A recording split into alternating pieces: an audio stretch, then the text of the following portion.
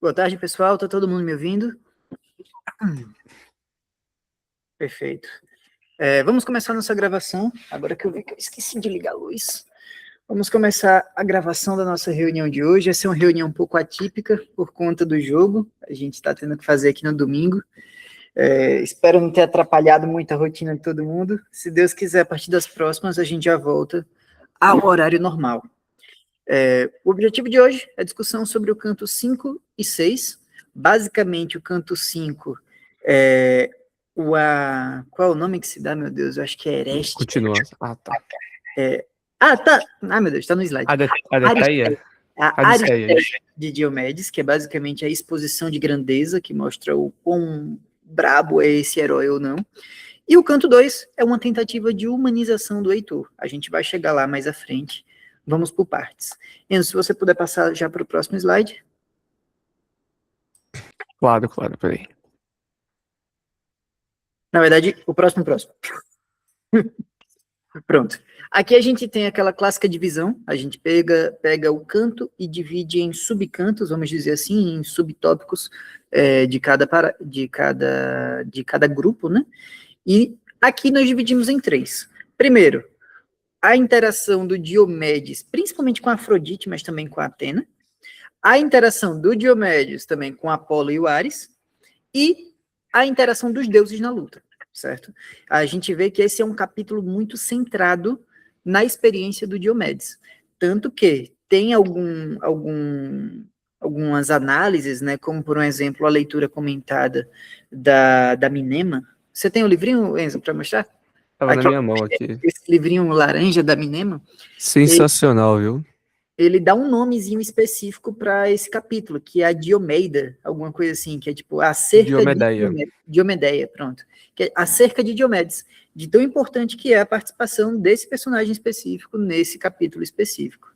E é um personagem que, se você for olhar o contexto grego como um todo, ele não é um personagem lá super principal. Obviamente ele é um personagem importante, mas ele não tem um livro específico seu, como o Enéas tem, como o Odisseu tem, enfim. E ele já tem o seu capítulo específico, a sua chance de brilhar na Ilíada, vamos dizer assim. Vamos começar do começo. O subtópico 1 ao 430. O que aconteceu aqui? Atena dá força e o dom de ver os deuses. Depois disso, ele mata o Pândaro e fere o Enéas. Afrodite salva o filho e Diomedes fere a deusa Afrodite, no caso. Vamos ficar um pouquinho mais nesse tópico. Pode falar, Carlos. Fique à vontade. Opa, estão me ouvindo? Estão me vendo? Estamos sim. Claro. Mestres, antes de começarmos, eu logo nos 7 primeiros versos da versão do Odorico, eu de qual canto? Me antevi com uma estrutura poética lindíssima, e eu fiquei curioso como seria essa estrutura poética nos outros livros, nas outras traduções. Qual canto? No começo do quinto. Certo. Uhum. Uma estrutura poética muito, muito bonita por parte do Odorico, e eu fui comparar com a do Carlos Alberto, que eu tenho a versão do Magister Clístenes. Aí eu fui olhar, e é uma diferença muito grande, primeiro, do tamanho do verso, e depois da força poética. O do Odorico é muito mais curto, só que com a força poética muito maior. Não sei se isso tem a ver com o alongamento do verso, né? Porque o hexâmetro datílico dá lá seus 16 versos, por aí, gira por aí. Sim, e o do Odorico, se eu não me engano, são decassílabos. Se eu não me engano, é decassílabo do decassílabo, que é decassílabo heróico, né? Aí eu gostaria até de ler o começo. Por favor. Se eu puder, claro, se não for atrapalhar. Não, ler por o favor. começo do Carlos Eu Alberto. já fiz isso, inclusive. Tentar imitar o ritmo de como seria para ler, entre aspas, o Carlos Alberto, e depois ler a do Odorico para a galera ver a diferença de como é o Odorico e o Carlos Alberto. Por favor. Então, vou dar. É mais ou menos assim que se lê o Carlos Alberto, né? Palas, Atena, donzela de Zeus, de Diomedes, infunde força e coragem sem par, para que entre os argivos pudesse sobressair, mas que todos e a glória imortal conquistasse. Inextinguível luzeiro faz do elmo surgir e do escudo, de brilho igual ao da estrela que mais do que outras no outono, incontrastável esplende depois de banhar-se no oceano, com tal fulgor ao redor da cabeça e das largas espáduas, faz ela o herói avançar para o ponto mais denso da pugna. Tu vê que é uma coisa forte. Se você lê com as pancadas, é uma coisa que ritma a batalha, né? Ritma o canto. Perfeito para você ler batendo pé, né? Exatamente. Olha a diferença do Dodorico, que é muito mais sucinta, muito mais sintética, mas eu vou interpretar um pouquinho, mas tipo, você vê a força poética, né? Sim. A Diomedes robores força palas, para que ele se exalce e em fama cresça, indefeso, arde-lhe o elmo, arde-lhe o escudo. Como a estrela outonal que mais cintila, banhada no oceano, ascuas de fogo, da cabeça e dos ombros lhe flamejam, ao dentro do tumulto impele a deusa. Olha a diferença de tamanho, olha a força poética sintética que o Dodorico bota aí. É muito mais arrepiante, né? Dodorico aí deu uma lavada fenomenal. Nem sempre é assim, mas esse ponto foi uma coisa Quando assim... ele acerta muito, né? Exatamente. Quando ele acerta, é uma coisa inigualável. Inclusive, enquanto você estava lendo, eu estou com o Werner aqui, Christian Werner, e eu estava lendo aqui, acompanhando meio que verso a verso com a outra tradução, e é uma característica que eu particularmente gosto. Eu não tenho muita paciência para fazer a métrica certinha, então eu leio quase como se fosse uma prosa normal, sabe? E o Werner, eu acho que ele consegue fazer um meio termo dos dois. Mais uma vez, eu não entendo de métrica, então eu não vou conseguir declamar certinho como você fez, mas ele fala algo mais ou menos assim. Então Palas Atena a Diomedes, filho de Tideu, conferiu ímpeto e audácia para que sobressaísse entre todos os argivos e adquirisse distinta fama. Acendeu-lhe fogo incansável no elmo e no escudo, com um astro no fim do verão, o que de sobremodo reluz fúlgido ao banhar-se no oceano. Tal era o fogo que fez vide sua cabeça e ombros.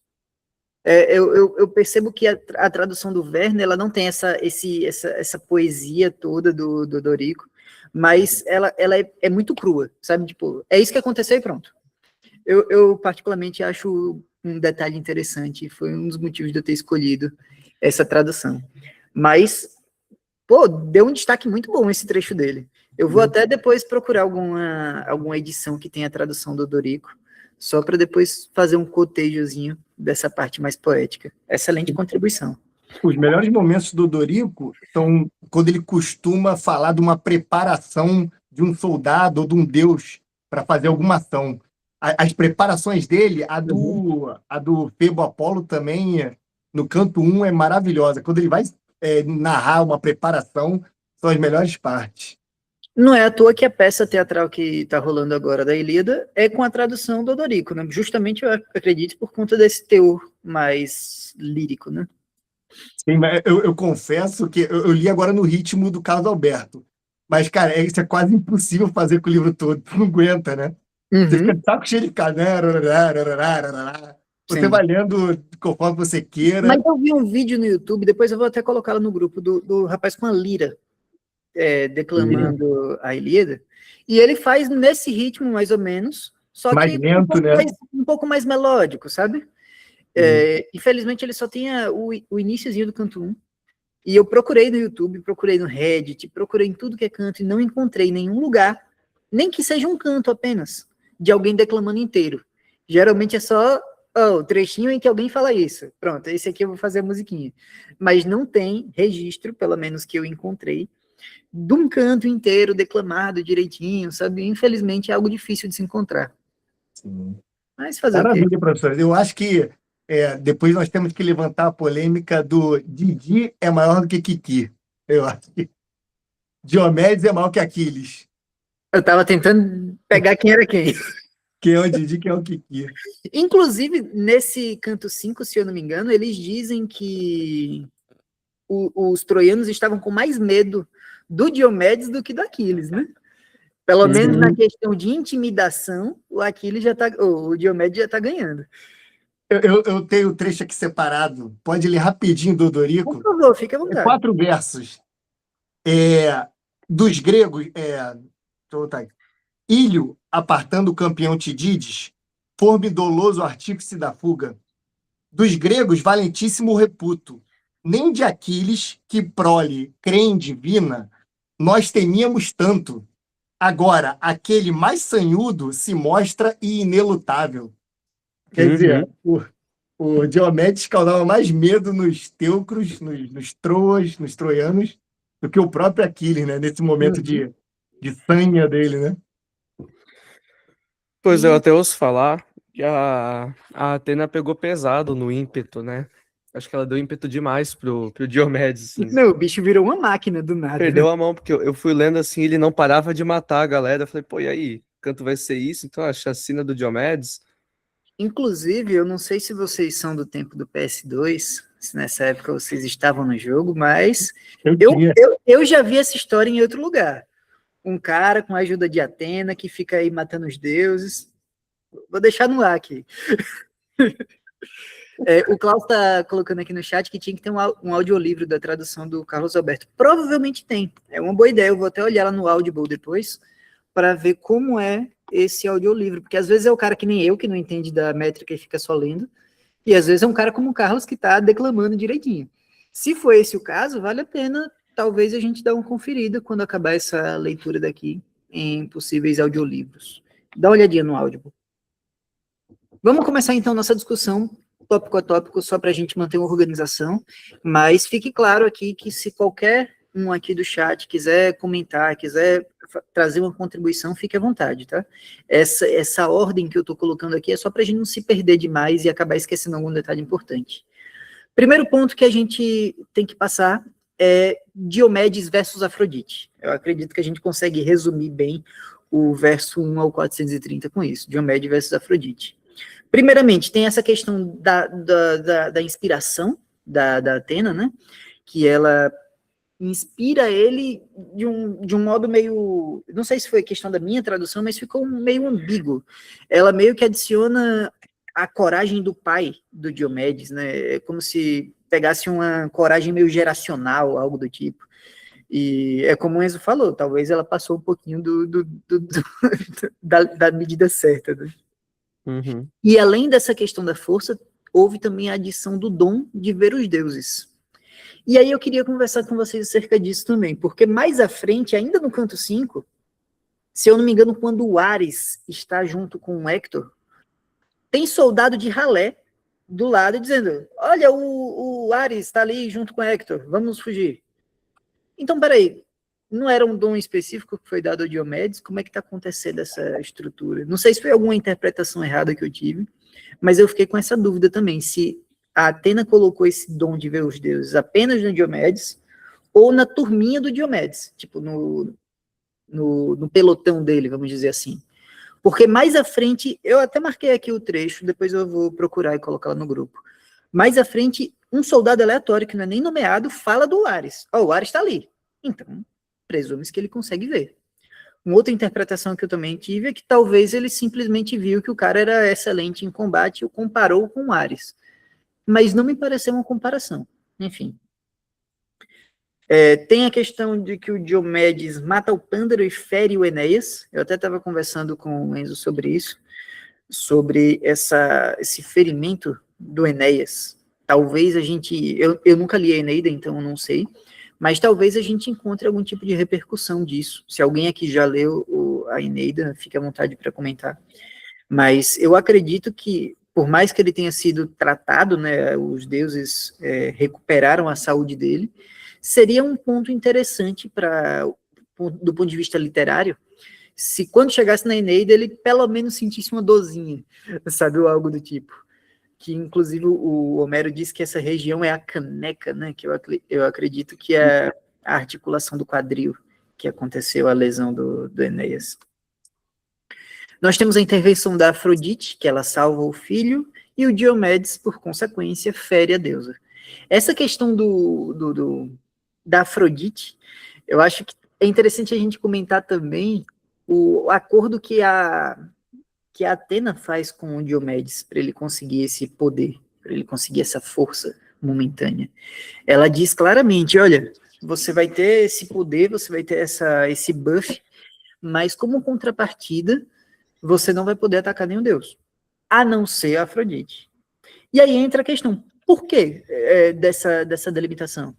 Porque eu fiquei pensando em... Pode falar, Wellington. Oi, boa tarde, gente, tudo bem? Boa tarde. Em relação ao que você falou aí sobre os deuses serem vistos ou não vistos pelos humanos, né?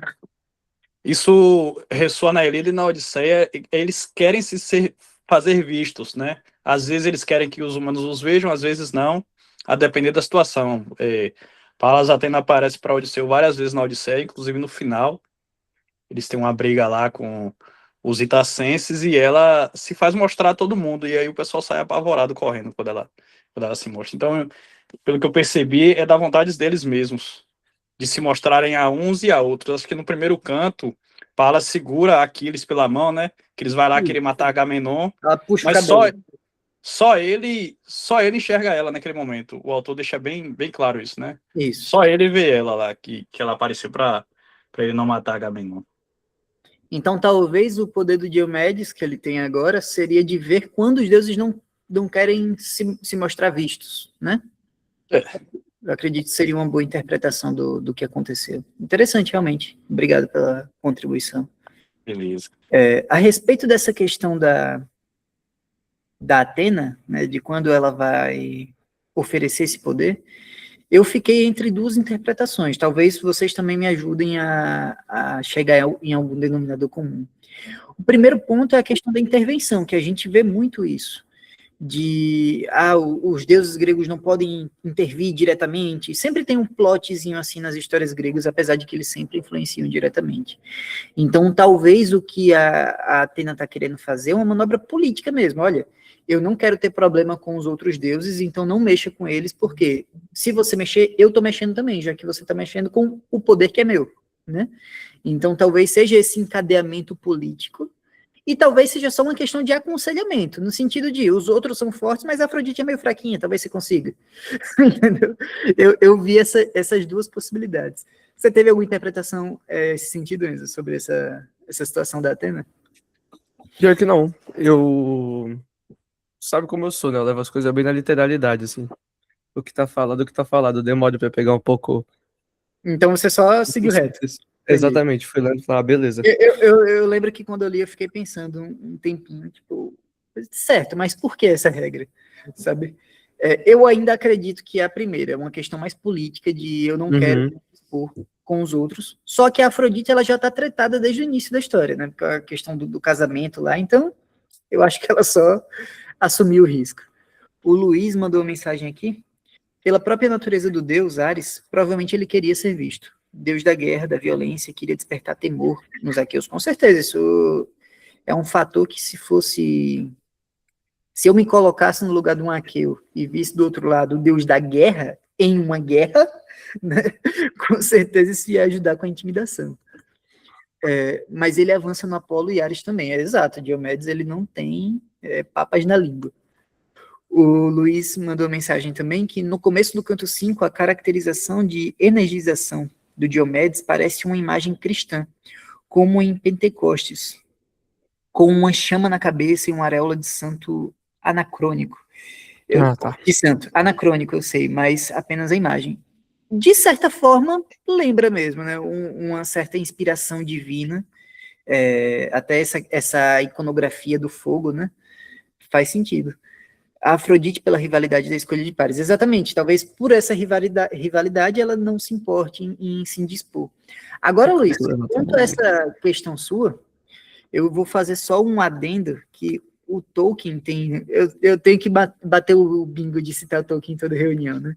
Mas o Tolkien tem uma tese, eu acho que é no livro Árvore e Folha, que ele fala que os mitos pré-cristãos são uma preparação da humanidade para receber a revelação do cristianismo. Eu, particularmente, não acredito nisso, porque eu não sou cristão, mas é interessante você entender essas abordagens do ponto de vista cultural, né? O Tolkien acreditava que, se você pegar todos esses mitos pré-cristãos, você tem nuances de cristianismo que serviriam para meio que apoiar uma revelação futura que está por vir, meio que preparar a cama, sabe? Algo do tipo. Não sei se tem alguma conexão com o seu comentário, mas me lembrou dessa teoria que o Tolkien tem. Eu já ia fazer um outro anacronismo aí para acrescentar o do Luiz, que é legal que a maior parte dessas metáforas que o Homero cria tem a ver com a natureza, né? Se a gente pensar nos conceitos de filosofia mais iniciais que tiveram também, todos escolhiam meio que um elemento da natureza para representar o arqué deles. Então, o fogo, enfim, a água lá em Heráclito, né?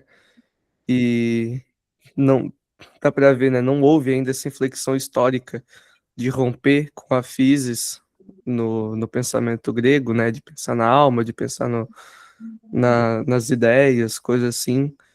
E parece que isso fica bem claro em Homero, até quando ele fala que o Diomedes vem que nem uma enchente, assim, devastando tudo. Além do fogo também, né? Dessa energia nele. Acho esse ponto de vista interessante. Toda a sociedade, se você for fazer um regresso ao primitivo, né, ela tem um apelo à natureza muito forte. E lembrando que a gente está o quê? Eu acho que uns 800, talvez 1000 anos antes do Heráclito, né? Então é aquilo, o Heráclito foi o primeiro a escrever, mas não necessariamente é o primeiro a propagar a ideia, né? Uhum. A gente tem que sempre pensar nisso quando se trata dos pré-socráticos. Eles não iniciaram tecnicamente o ato de filosofar. Miguel Reale até fala que a filosofia, não que ele cria essa ideia, ele rebate uma ideia de Aristóteles, mas ele fala que a filosofia nasce do espanto. Então, o primeiro homem da caverna que olhou para uma estrela começou a filosofar, segundo essa ideia do Reale. Enfim,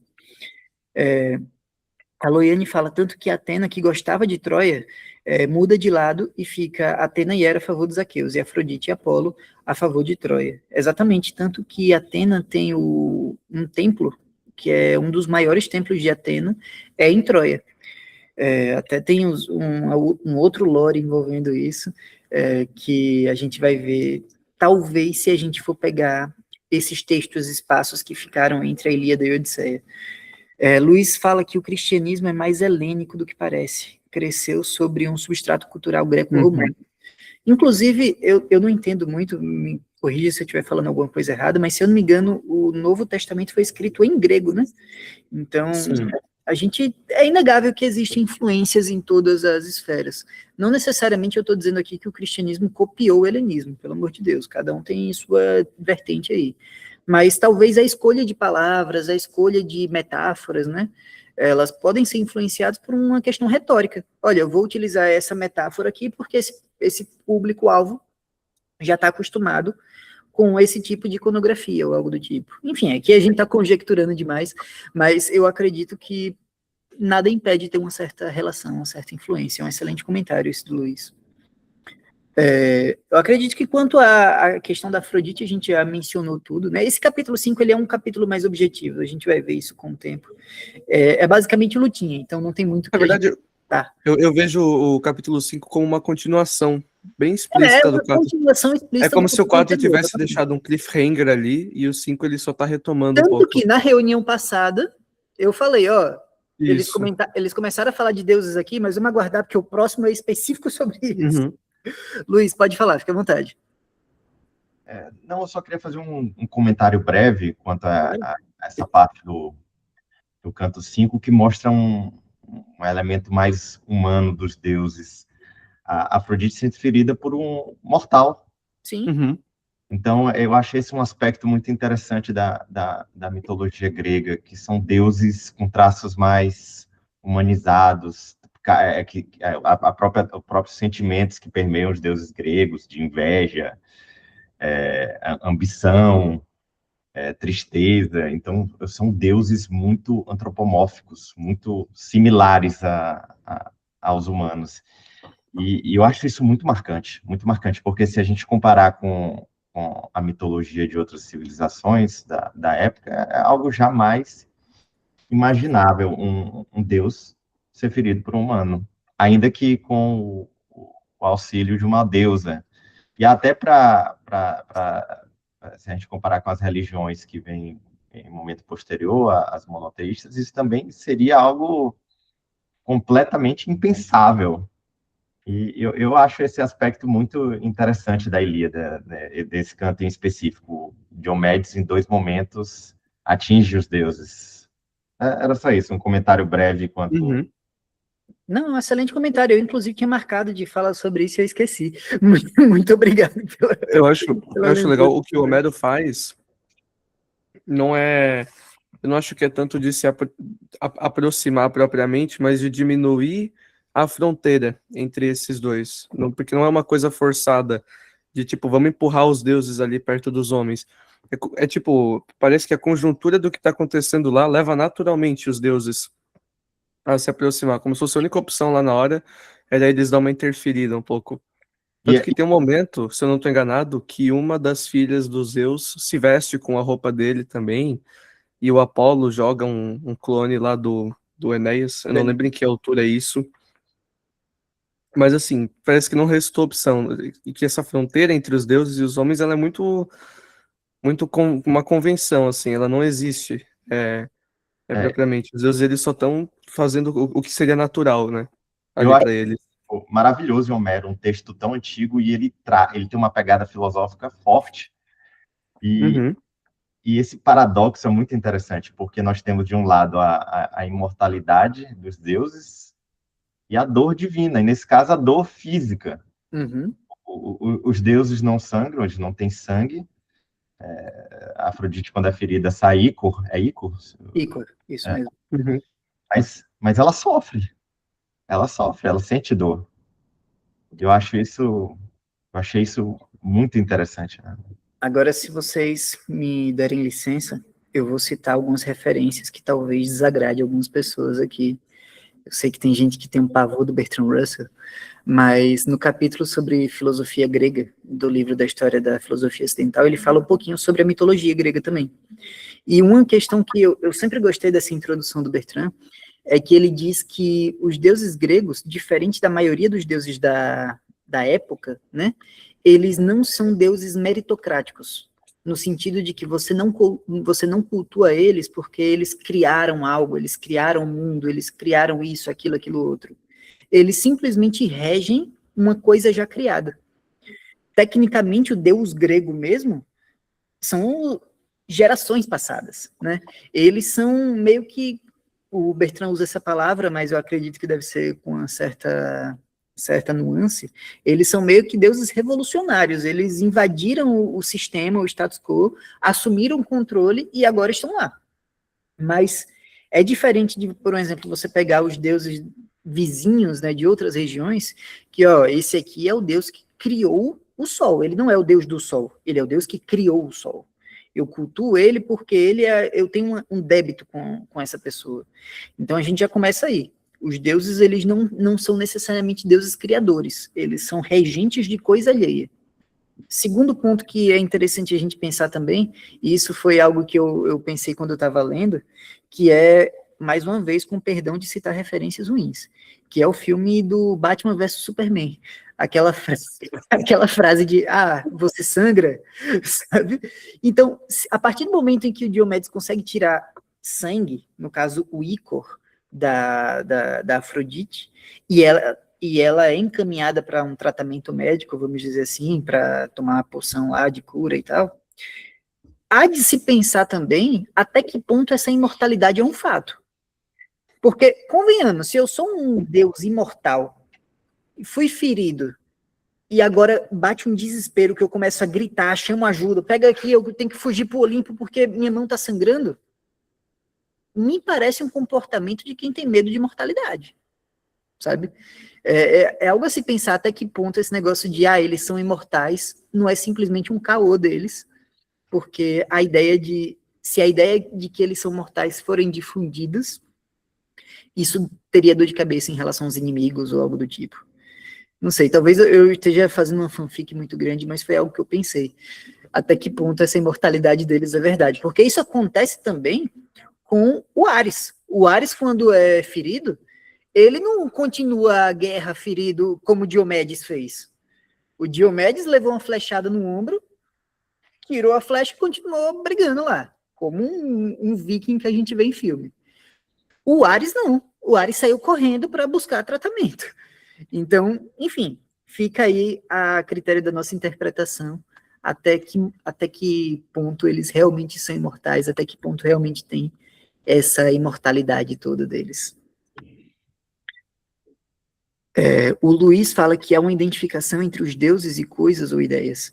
Hélios é o Sol, o céu é Urano, a Terra é Gaia. Exato, há uma certa identificação, mas não necessariamente uma criação. Porque, por um exemplo, o Sol já existia antes da terceira geração, né, antes dos filhos de Zeus. Mas a partir do momento em que ele assume esse cargo, ele pega essa personificação. Urano e Gaia, realmente, eles são da primeira geração. Mas, enfim, a geração que a gente conhece normalmente nas histórias é uma geração que veio após a coisa criada. Então, enfim, é algo a se pensar. A Loiane fala que ficou com a mesma interpretação da Afrodite correndo. Imortais desde que não sejam assassinados, exato. Desde que eu não morra, eu sou imortal. Até aí eu também sou. Não sei se nessa altura, mas o Diomedes... Não sei se foi nessa altura, mas o Diomedes trocar as armaduras com o troiano... É mais pra frente, né? Agora mesmo, Agora? no ponto 2, 431 a 710. Com o troiano, que eu esqueci o nome, uma de ouro e outra de bronze, uma vale 10 vezes mais do que a outra, tudo pela Zênia, exatamente. E sobre isso, até sentimentos são divinizados, perdição, amor, discórdia, exatamente. Imortal até que se prove o contrário, exatamente, Luiz. Vamos lá. Segundo ponto, o Jean botou um texto novo, deixa eu ver aqui. Eles são mais imortais no sentido que não morrem de forma natural. Exatamente, foi exatamente a interpretação que eu tive. No sentido de que, se talvez a Afrodite não tivesse fugido, ela teria uma chance de ser assassinada pelo Diomedes. Não sei. Mas tem um corpo extremamente durável. E mais importante, eles precisam manter a imortalidade consumindo néctar e ambrósia. Então, além de ser condicional, ela não se aplica a todas as hipóteses de mortalidade. Ponto interessante esse aí. Espera aí que tá meio pequeno o slide. Pronto, aqui melhorou. Então, no segundo ponto, no segundo terço do canto 5, existe o Apolo resgata o Enéas, adverte o Diomedes, o Ares incita os troianos e tem uma briguinha, uma querela completamente desconectada, que é o do Sapedon e o do Tlepolemo, só nomes bons e fáceis de ler. Começando sobre essa questão do Ares, eu acredito que a gente já mencionou um pouquinho ao tratado da Afrodite, né? Mas o Apolo resgata o Enéas, após toda aquela questão da Afrodite, e o Diomedes, não satisfeito com ferir uma deusa, ele ainda tenta, sabe, ver como é que tá a temperatura da briga com o Apolo. Só que o Apolo ainda dá uma ameaçinha nele, diz, se você continuar vai dar problema. Eu acho que veio aquele flashback do canto 1, todos os problemas que o Apolo causou, ele consegue respeitar mesmo assim. Peraí. Alguém tá querendo falar alguma coisa? Que eu tô ouvindo um retorno de microfone. Acho que é o meu, deixa eu... Pronto, parou. Era o meu microfone mesmo que estava dando ruído. O Ares incita os troianos e tem o conflitozinho que o Enzo meio que já adiantou no canto 2, eu acho, né? Que foi no catálogo das Naus. Ele cita um pouquinho a história do filho do Hércules, Heracles, né? Uhum. E aqui a gente tem o desenvolvimento dessa história. Como já foi mencionado no canto 2, eu remeto vocês, caso vocês queiram dar uma olhadinha mais nessa situação, ao final do nosso primeiro encontro, a respeito do canto 1 e 2, o Enzo fala um pouquinho sobre isso. Após isso, no canto 5 ainda, nós temos os deuses na luta, propriamente dito. E peraí, vou complementar. Pode Vai ter falar. uma coisa que eu falei nesse dia, que pelo canto 2 ser muito chato, a gente acaba passando o olho assim e perde esse nome lá no meio, né? E, tá muito relevante o personagem, que daí a gente tem dois personagens de origem parecida, nesse caso, Sarpedon e Tlepólemo, brigando, e parece que tem esse spoilerzinho lá no canto 2, né? De que ele já tava indo, assim, passa direto. Eu defendo a importância do canto 2, apesar de ser chato. Não, chato, eu acho que é uníssono, eu acho que ninguém discute isso, não. Mas a importância do canto 2, além de ter aquela questão monetária que a gente já discutiu anteriormente, dos bardos poderem cobrar para você incluir sua cidade no catálogo das naus, ou aumentar o número de navios, ou algo do tipo, ele tem essa relevância meio que de sumário, porque eu creio que antigamente, antes da internet ou algo do tipo, o canto 2 era um super índice remissivo. Peraí, citaram o tal de Diomedes aqui. Deixa eu ver quem ele é. Deixa eu ir lá no canto 2, sabe? Então a gente tem que também pensar com a mentalidade pré-internet. Não existia o Google, o GPT para auxiliar na interpretação. Então eu acho que o canto 2 tem sim sua viabilidade, principalmente nessa época atualmente. Já é uma leitura mais complicada. Acontece também que Era e Atenas descem ao campo de batalha, depois de ver o Ares lá tacando terror em tudo, inclusive antes de descer elas pedem permissão para os Zeus, justamente por conta de toda a discussão que aconteceu no Olimpo na reunião passada. Então agora elas já estão muito mais calminhas, foram pedir permissão para os Zeus para poder intervir. Atenas guia o carrinho de... Qual é o nome daquele carro mesmo? Você lembra? Eu quero falar charrete, mas não é charrete. Enfim, o carrinho de guerra deles. O Ares é ferido, sai correndo, mais uma vez aquela questão da imortalidade que a gente já adiantou a discussão. E aí entra mais um ponto, a biga, exatamente. E aí entra mais um ponto que fortalece a tese que a gente vem criando aqui no nosso chat, da imortalidade condicional, vamos dizer assim. Porque um deus da guerra imortal é ferido de uma forma não letal, convenhamos, e o brado dele ecoa até o Olimpo. Eu acho que tem uma citação mais à frente que diz que compara-se a um brado de 10 mil homens. Me parece muito uma situação meio que de fachada. Tipo, não estou querendo tirar o mérito do Ares, ele com certeza produziu muitas guerras aí no período micênico, mas essa questão da imortalidade dele é diferente da imortalidade que a gente vê em obras contemporâneas que fala sobre o mundo grego. Não sei se vocês já assistiram aquele filme Fúria de Titãs.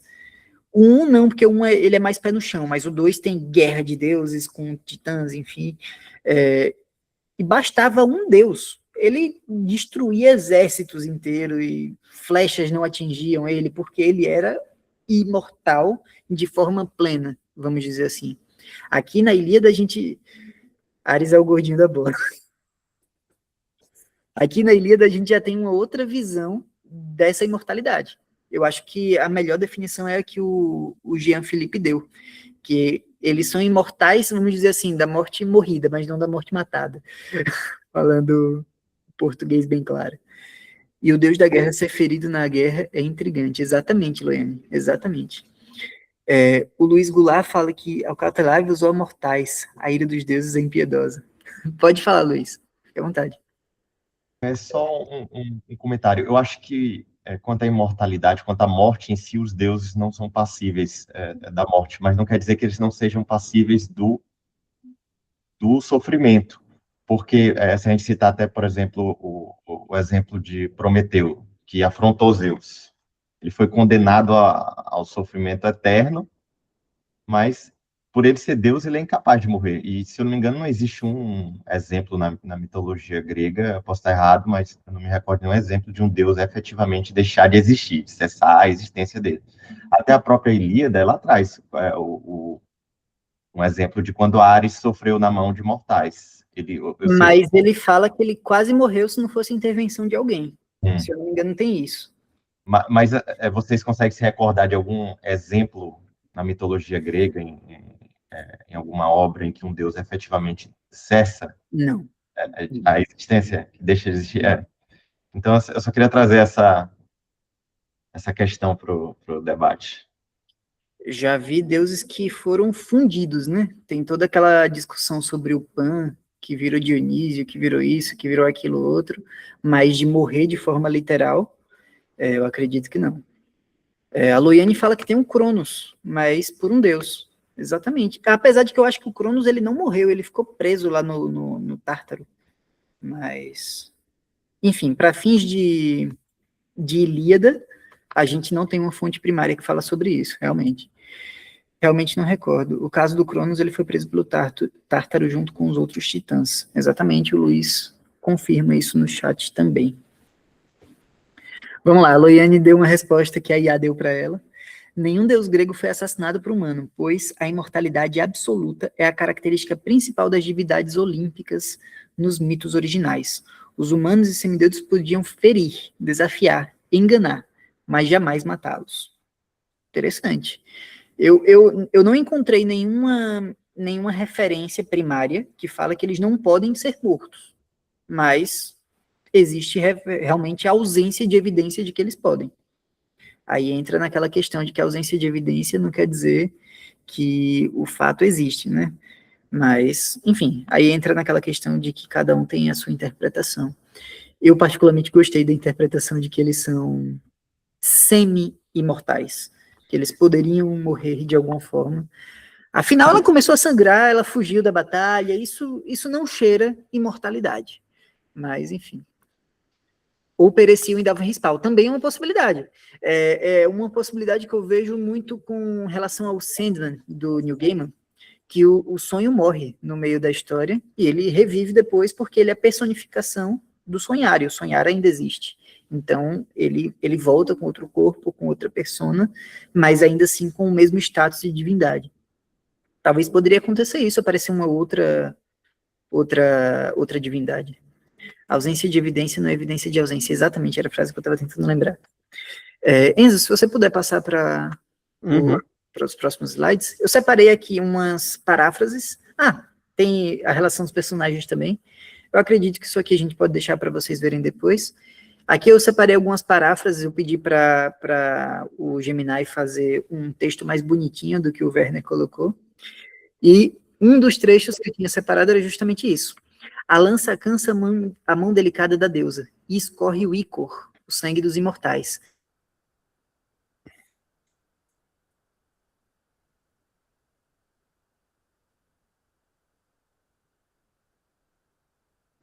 Você travou, né?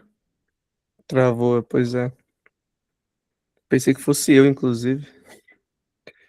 Eu também. Deixa eu mandar uma mensagem pra ele, peraí.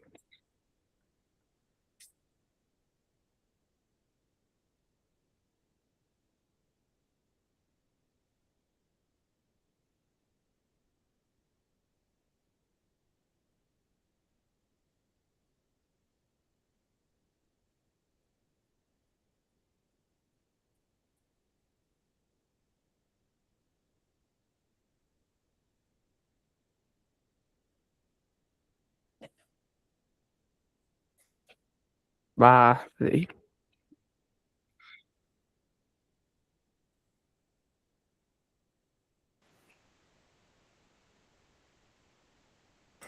Sabe o que acontece às vezes? O notebook dele acaba a bateria enquanto a gente tá falando. Porra, se ele deixou isso aí acontecer. Tropeçou no fio, exatamente.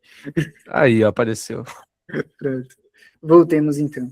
Espero que não tenha interrompido a gravação, senão vai dar um trabalhinho da pé na edição. Mas, enfim, vamos lá. Deixa eu fixar o slide aqui. Pronto, voltemos. Então, só para a gente ver aqui a menção ao ícor, que é o sangue deles, e eu acho que eu coloquei uma outra citação ainda do campo 5, Enzo. O brado de 10 mil homens, 9 ou 10 mil homens, que o Ares deu. Então, a gente tem mais um argumento que fortalece a minha tese da semi-imortalidade. Mas, enfim, continuemos. Aqui a gente acaba o canto 5. Se vocês tiverem algum comentário, alguma sugestão extra a respeito do canto 5, podem falar agora. A gente vai para o 6 também. Se quiserem continuar falando do canto 5, tá liberado. Lembrando, isso aqui é só para a gente se organizar. Luiz, pode falar. Eu queria fazer só 2 comentários sobre o canto 5. O primeiro é sobre o ferimento de Diomedes, feito por Pândaro. E é engraçado se a gente analisar a importância de Pândaro para o desfecho da Ilíada. Pândaro, no primeiro momento, é o responsável por acabar com a trégua, quando ele é incitado por Atenas a atirar contra Menelau. E agora, novamente, ele alcança um certo nível de protagonismo quando ele fere Diomedes. E outro ponto interessante é quando Pândaro, que é um exímio arqueiro, decide deixar de lado o arco para se valer da lança para atingir Diomedes. E o arco, ele era visto, de certa forma, pelos gregos, né, no estágio em que narrada a Ilíada, ali, numa era de transição entre a Idade do Bronze e a Idade do Ferro, onde o arco já era visto, de certa forma, como um instrumento desonroso. Já a lança, não. A lança era um instrumento aristocrático, mais ligado à honra guerreira. E nesse momento que ele faz essa troca, que não é uma decisão muito racional, dado que ele é um exímio arqueiro, ele morre. Agora eu não me recordo se Atenas chega a desviar a lança de Diomedes, eu não me recordo muito bem. Mas aí ele erra o disparo da lança e, em sequência, ele tem uma morte feia, atingido pela lança de Diomedes. E outra observação sobre o canto 5. Agora trazendo comparações com textos filosóficos. No Hípias menor, o Hípias discute com Sócrates e ele traz como modelo de herói Aquiles, que aquele seria o sincero, em detrimento de Odisseu, que é o polútropos, o ardiloso, o enganador, e Sócrates usa isso para refutar Hípias. Mas eu penso que se Hípias tivesse utilizado Diomedes como exemplo, seria mais difícil de ele ser refutado por Sócrates, porque Diomedes, ao contrário de Aquiles, que age muito impulsionado pela cólera, Aquiles sempre muito colérico na Ilíada, a própria Ilíada nada mais é do que a narrativa da cólera de Aquiles, mesmo quando ele está ausente, de certa forma, ele se faz presente, né? Mas o Diomedes não, ele é o contraposto de Aquiles, porque ele também é um guerreiro exímio, tanto que na própria Diomedeia ele sai matando todo mundo, e ele é racional, ele é obediente, ele é temeroso aos deuses. Então eu penso que se Hípias tivesse utilizado ele como exemplo de herói virtuoso, seria mais difícil para Sócrates refutá-lo. Faz sentido. Tanto que quando a Atena dá ordem para ele de não atacar nenhum outro deus ou algo do tipo, depois a Atena volta cobrando, por que você não atacou ele? Ele respondeu, você que mandou eu não atacar. Então, eu acho que se fosse pra gente fazer o alinhamento dele de D&D, ele seria um personagem ordeiro, né? De que eu não me recordo se Atenas chegou a autorizar ele a atacar Apolo, porque ele dispara 4 vezes contra Apolo, porque contra Ares e Afrodite ele teve autorização expressa, mas contra Apolo eu não me recordo de... Foi Afrodite primeiro, com autorização, autorização. Depois foi o Apolo meio que sem querer querendo, e depois foi o Ares com autorização. Com autorização. Mas no calor da batalha, ele tá justificado. E outra, depois do cara conseguir ferir uma deusa, eu acredito que ele tava com uma moral, um ego muito inflado. Então, talvez o argumento mental dele, né, foi, eu consigo, acabei de ferir uma deusa, eu consigo ferir esse aqui também. Não sei, talvez. Atenas empoderou Diomedes, instituiu talvez a primeira norma de compliance contra Exato. humanos. Você não pode atacar os deuses, vou te dar um poder bestial, mas você não pode disparar contra os deuses, exceto Afrodite. A Loiane disse que ficou esperando, já nessa batalha, os troianos começarem a vencer, já que os Zeus fez a promessa para Tétis, enfim. Mas teve a impressão de que os aqueus estavam vencendo. Sim, eu também acredito que os aqueus estavam, vamos dizer assim, com a vantagem nessa parte da batalha. Por 2 motivos. Primeiramente, pelo motivo do contexto geral que a gente vê, a reação que os troianos estavam era uma sensação mais de desespero. Tanto que agora o Hector está indo apelar para rezar, né? Quanto que o capítulo em específico é o capítulo sobre o ponto de vista de um grego. Então, a gente vê a matança feita, tipo, um grego matando troianos. Eu acho que ajuda também a gente ter essa percepção de vitória dos gregos, pelo menos nessa batalha. Mas, se me permite um spoilerzinho, talvez isso mude nos próximos cantos, vamos ver. Enzo, se puder. Claro. Estrutura da narrativa, mais uma vez a gente dividiu em 3 pontos. Os troianos que foram caçados, a Zênia, que é a discussão do Glauco com Diomedes, e o Heitor em Troia, que é a parte da humanização, que na minha concepção é o principal ponto da reunião de hoje. Pelo menos é a que eu mais achei interessante. O do Glauco também, eu só acho que ele falou demais, mas enfim. Nesse capítulo inicial, os troianos acossados, quais são os pontos que eu separei aqui como importantes? Existe combate sem os deuses, diretamente no mano a mano, sem intervenção divina. Existe o X1 do Menelau com o Adrasto, que é o personagem que começa a apelar para o pai que é rico, que vai dar dinheiro, que vai fazer isso, que vai fazer aquilo. E a súplica de Atena, suplicar a Atena, na verdade, na cidade, em Troia. Vamos começar do começo. Essa parte do Menelau e do Adrasto eu achei interessante, Adrasto, achei interessante, porque eu acredito que, obviamente eu não tenho lugar de fala para falar sobre isso, mas eu acredito que isso seria um cenário muito realista em uma guerra, né?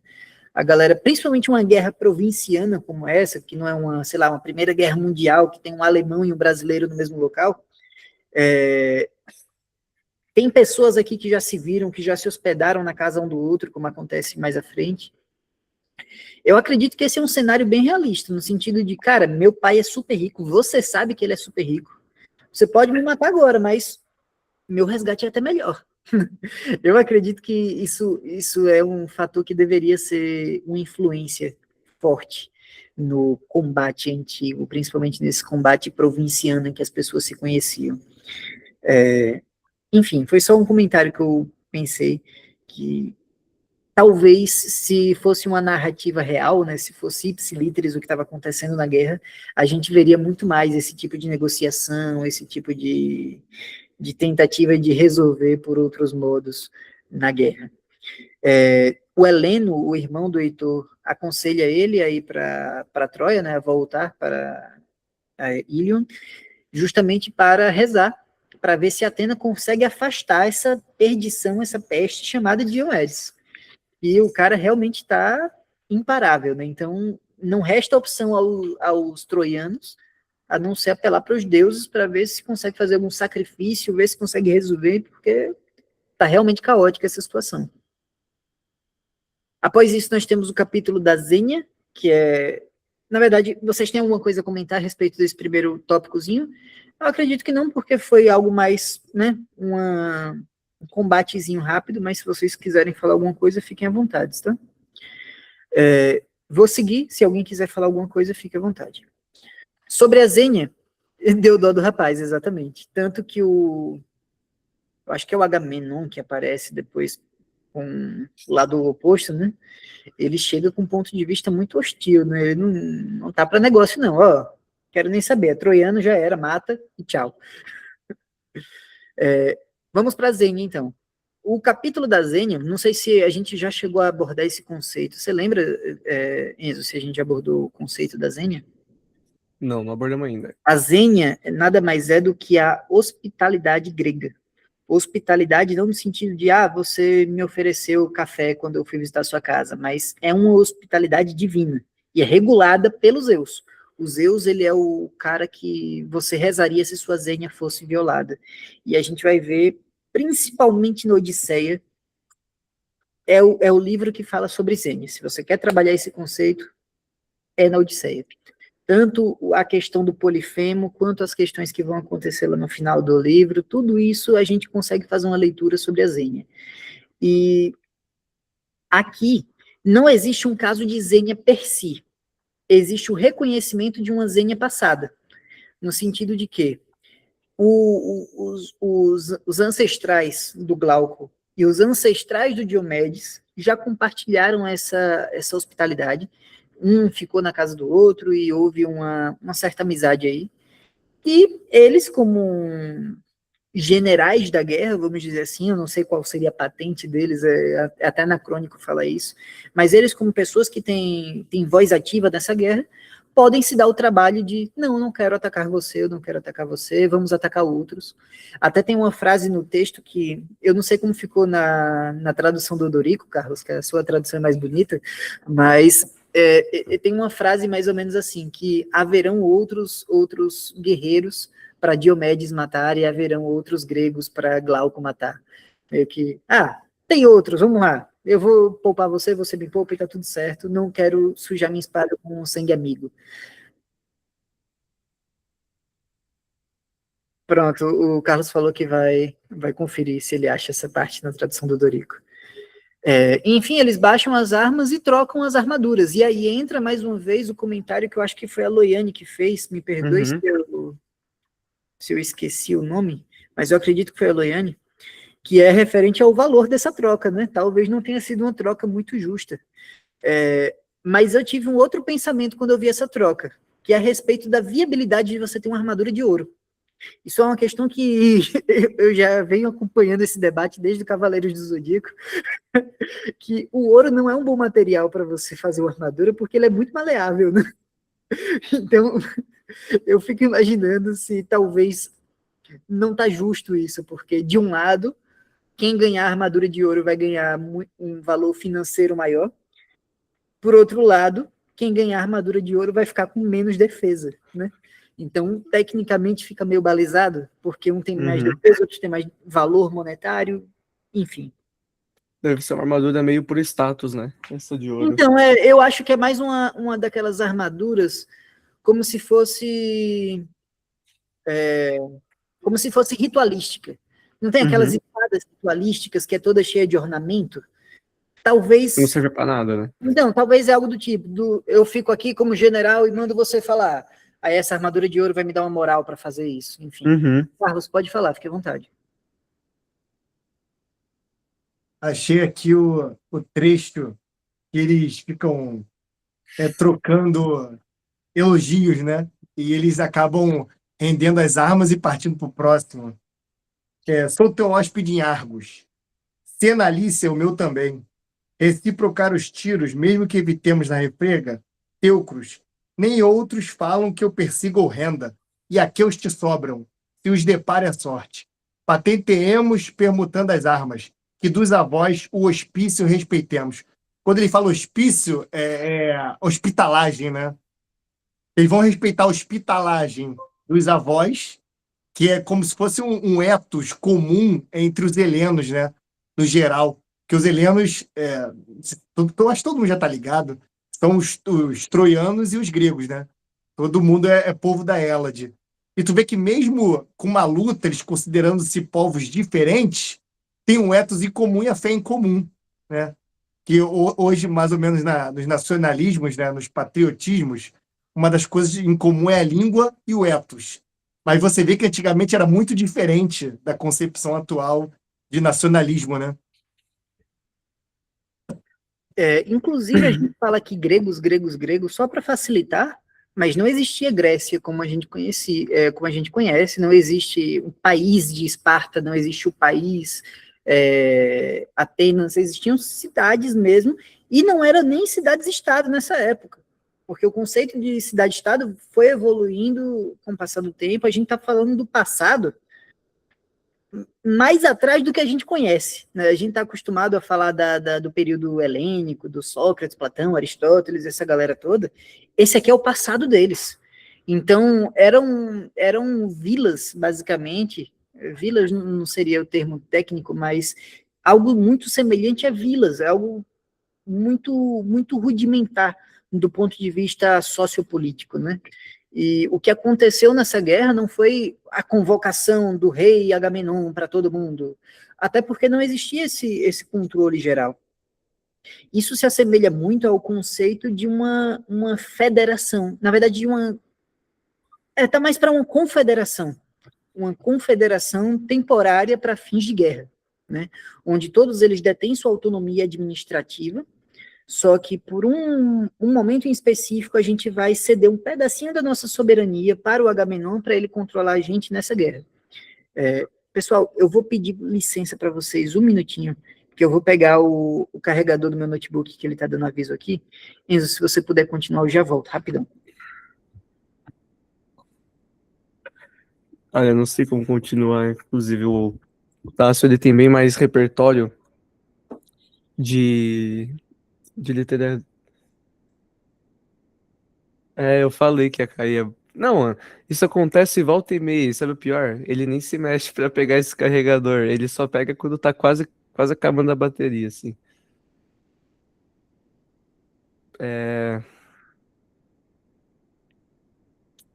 Talvez o negócio seja esperar. O Tássio tem um repertório de literatura grega, de mitologia grega muito maior que o meu, então eu acho que eu aprendo mais do que vocês aí. Voltei.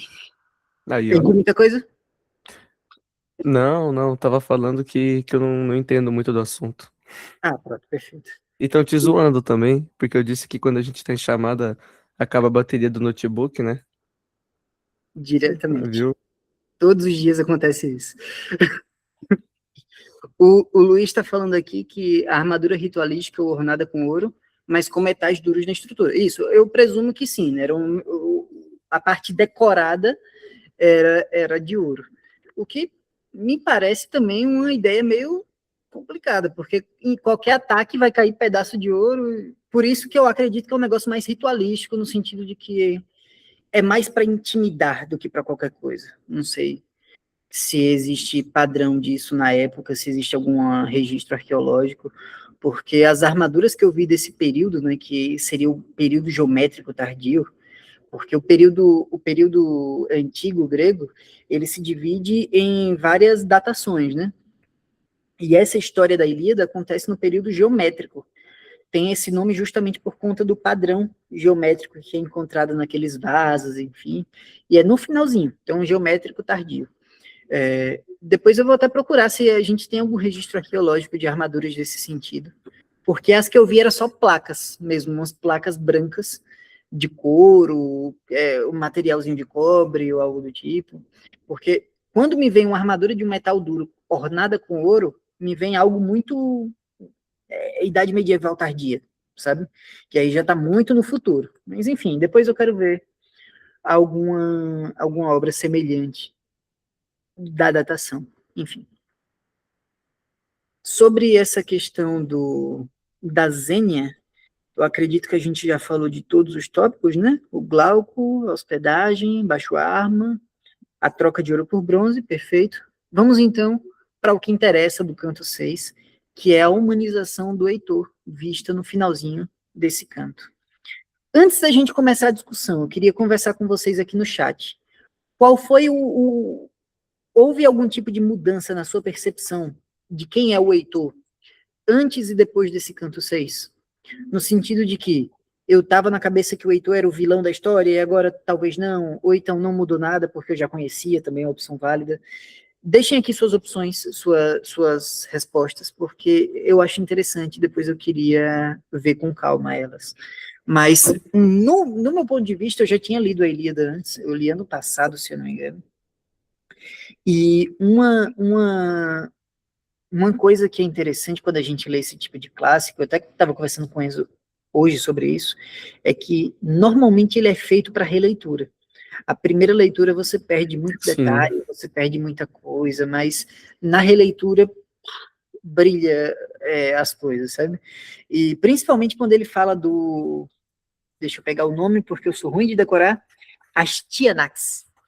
Principalmente quando ele fala do Astyanax, eu consegui pegar coisas que eu não peguei na primeira leitura. Quem conhece a história e o final do Astyanax sabe o que foi. Inclusive, vou interromper o Tássio, né? Eu falei isso da releitura porque é muito cansativo esse monte de nome, né? Principalmente no canto 5, que é onde tem mais essas batalhas. E no canto 6, a humanização do Heitor não tem tanto significado se tu não sabe o que acontece mais tarde na história, né? Então, quem tá fazendo essa leitura pela primeira vez, vê ali, tipo, óbvio, ele faz sentido, né? Dada a condição de que tá numa guerra lá na hora, mas se tu sabe depois o que vai acontecer com o Heitor, ele ganha uma dupla camada, né? A gente tá tentando evitar spoiler, mas tem alguns spoilers que são inevitáveis. Todo mundo sabe o que acontece com Troia. né? Arrisco dizer que vocês não vão encontrar Troia no mapa mundi atual. E eu já gosto de ler com spoiler, né? Não, eu procuro todos os spoilers possíveis. Maravilhoso Eu spoiler. vi o filme antes de ler o livro, eu sempre faço isso, porque eu gosto de ir já visualizando determinado ator, determinada Sim. atriz no personagem. Eu Outra, e prefiro... quando o autor é bom, não é só a história que é boa, o jeito que ele escreve é bom, o jeito que ele desenvolve, que ele cria a tua expectativa, assim. Não, a Ilíada eu tô Acho que é. lendo com os personagens do filme de Troia. Uhum. O Aquiles mesmo, eu vejo aquele Aquiles do filme, e nada vai tirar isso. A Heloísa também. Vamos lá, então. Sobre o Heitor em Troia, eu dividi aqui em 4 tópicos também. A Écuba, que é a mãe dele, né, a esposa do primo. A repreensão ao Paris, que mais uma vez, toda reunião tem motivo da gente xingar o Paris. Mais um hoje. Tem a Andrômeca e o Astiamax, que é a esposa e o filho do Heitor. E o Adeus na porta. Vamos deixar esse tópico para o final. Vamos começar com a Écuba, a parte da mãe dele, né? Não tem muita coisa o que você parar para ter interpretações distintas. Eu acho que o Homero foi muito feliz na escrita desse finalzinho do canto 6. É marretada atrás de marretada, tentando fazer você simpatizar com o vilão da história, né? Porque, tecnicamente, o leitor começa do lado dos gregos, né? É a perspectiva que a gente está vendo desde o início. E é uma perspectiva muito moderna de escrita, se você for parar para pensar. E é até estranho quando você para pensar de que esse é o texto mais antigo que nós temos da literatura grega. Mais antigo do ponto de vista de registros físicos. Porque hoje em dia, quando a gente pega essa tendência nova do cinema, de humanizar os personagens, de tentar, não existe vilão, não existe mocinho, é tudo em uma escala de cinza, a gente vê isso como algo novo, no sentido de que século passado existia aquele maniqueísmo do bem absoluto, do mal absoluto, e agora a gente está revertendo, colocando anti-heróis, colocando isso, e a gente vê uma excelente aplicação dessa ideia moderna, sei lá quantos mil anos atrás. Então, é interessante como, principalmente no aspecto cultural, existe muito a ideia do pêndulo, né?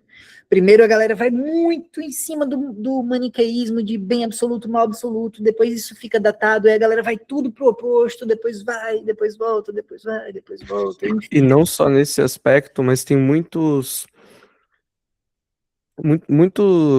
da construção da Ilíada que a gente ainda vê no cinema hoje, que a gente ainda vê na construção das histórias hoje, aquela ideia da vingança, né? O filme já começa com exemplo de John Wick, que matam o cachorro dele lá no início do filme, e o filme é tipo a cólera do John Wick, sabe? Tem várias coisas do Homero que estão hoje em igual medida no cinema. O que foi? A John Wickíada. A John Wickíada. Igual você falou agora desse pêndulo, né? Dos personagens aí. Mas o Homero, ele ficou pra história, assim, a estrutura. Sim, sim. Essa teoria do pêndulo, não sei de quem é, mas eu lembro de já ter escutado isso em relação à política, de que normalmente uma sociedade tende muito à esquerda, depois tende muito à direita, depois vai e volta. Eu ouvi isso da história da arte. De que Jornada do Herói. História da arte, da literatura, isso, Jornada do Herói.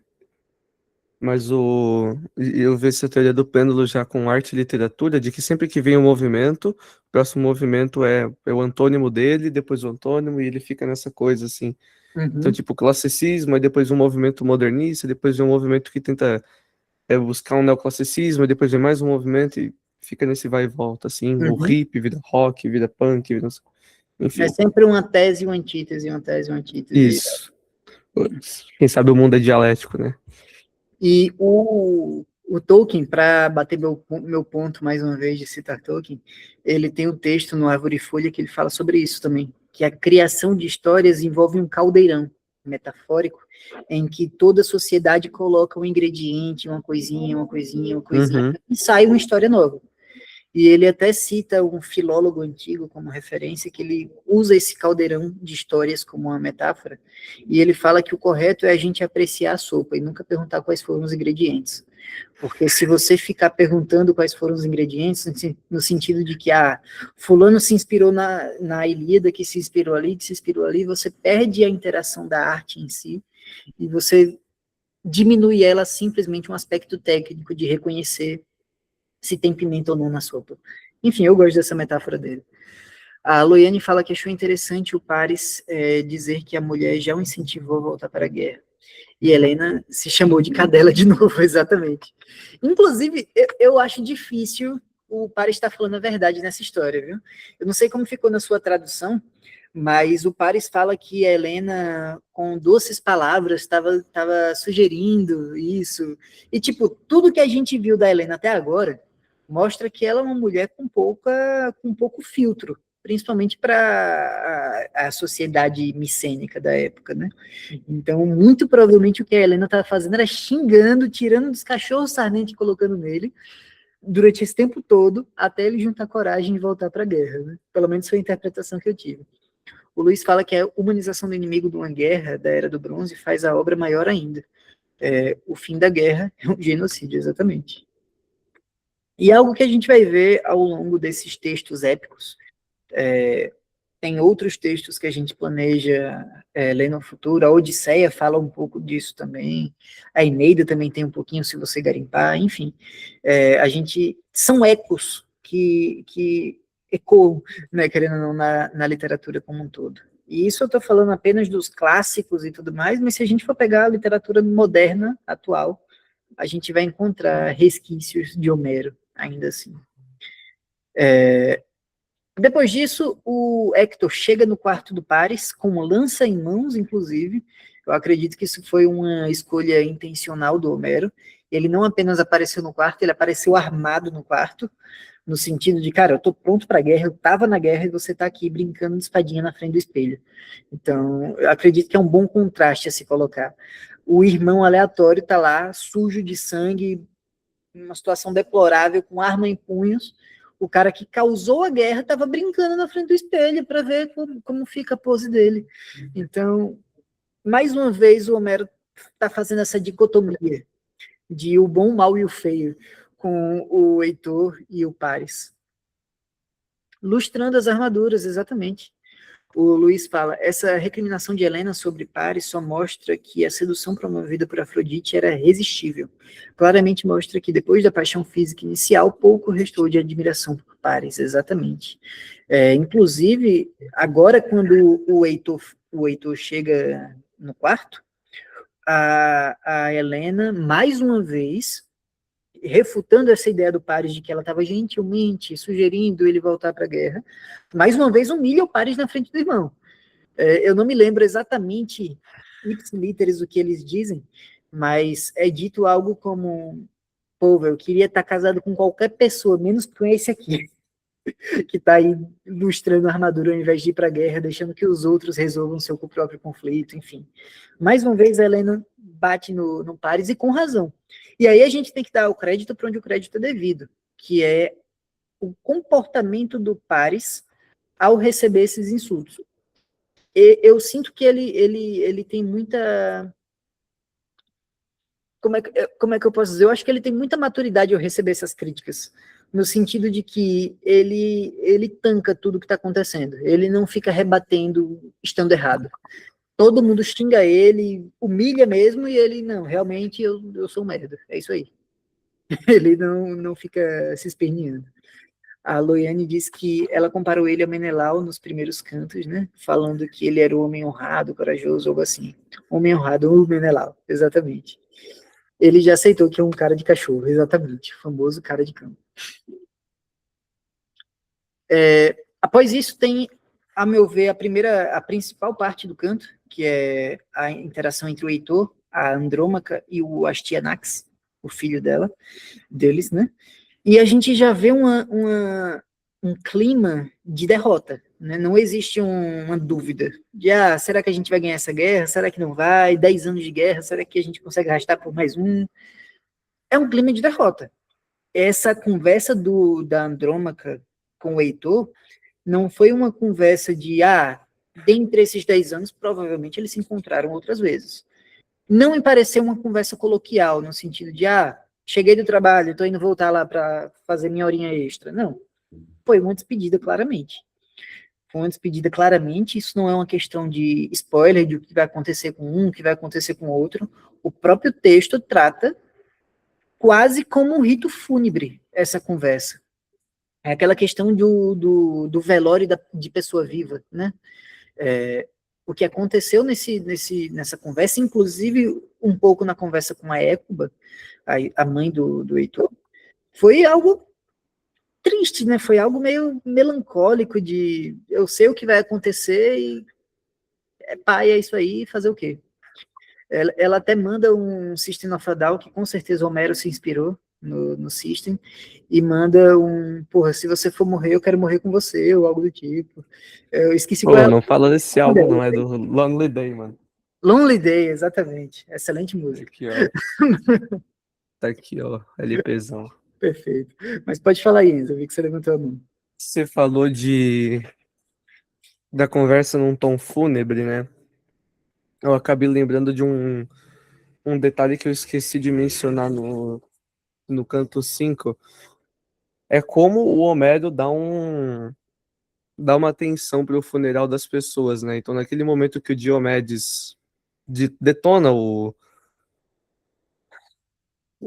camarada lá do Enéas, esqueci o nome, Pândaro, ele detona o Pândaro, né? Aquela descrição horrorosa, assim. Até me lembrou a cena do Tropa de Elite, do Na Cara Não, para não estragar o velório, né? Mas ele estraga o velório e ainda faz questão de que o Enéas queria velar ele, né? Então, tipo, tem vários momentos do livro, quando personagens mais importantes morrem, que o Medo fala, tal pessoa recolheu o corpo dele, tal pessoa levou o corpo dele pra carruagenzinha lá. Que é legal, porque eu acho que eles respeitavam bastante essa questão da Sem morte querer digna, do spoiler, velório. você que está começando a leitura pela primeira vez, preste atenção nisso, que é um ponto muito importante, esse negócio de respeitar os ritos fúnebres. Mais à frente a gente vai ter uma tretinha sobre isso, mas continue falando. Não, é isso, é isso.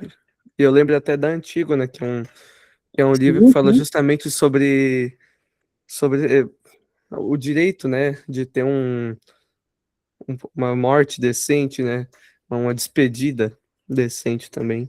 A Antígona é estudada até hoje no direito como uma das primeiras obras que registram a dicotomia entre uma lei natural e uma lei positiva, uma lei imposta pelos homens. Basicamente uma hierarquia entre a lei divina e a lei humana. É um texto muito bom e bem curtinho, se vocês quiserem ler, dá para ler em um dia só. Carlos, enfim, foi um detalhezinho que eu deixei passar no início. Esse negócio de respeitar o rito fúnebre é geral, eu não vou dar spoiler, mas talvez não aconteça tão bem estamos nos esforçando aqui para não falar o que acontece, eu te entendo. Para o 20º alguma coisa canto, né? Mas parece que o único escrotaço que não quer respeitar merda nenhuma desde o começo é o Agamenon, né? Ele parece que não quer respeitar nada. O caos lá do Menelau, e eu esqueci o nome do outro sujeito que ele agarra, que pede o resgate, né? Ele se compadece. Adrasto.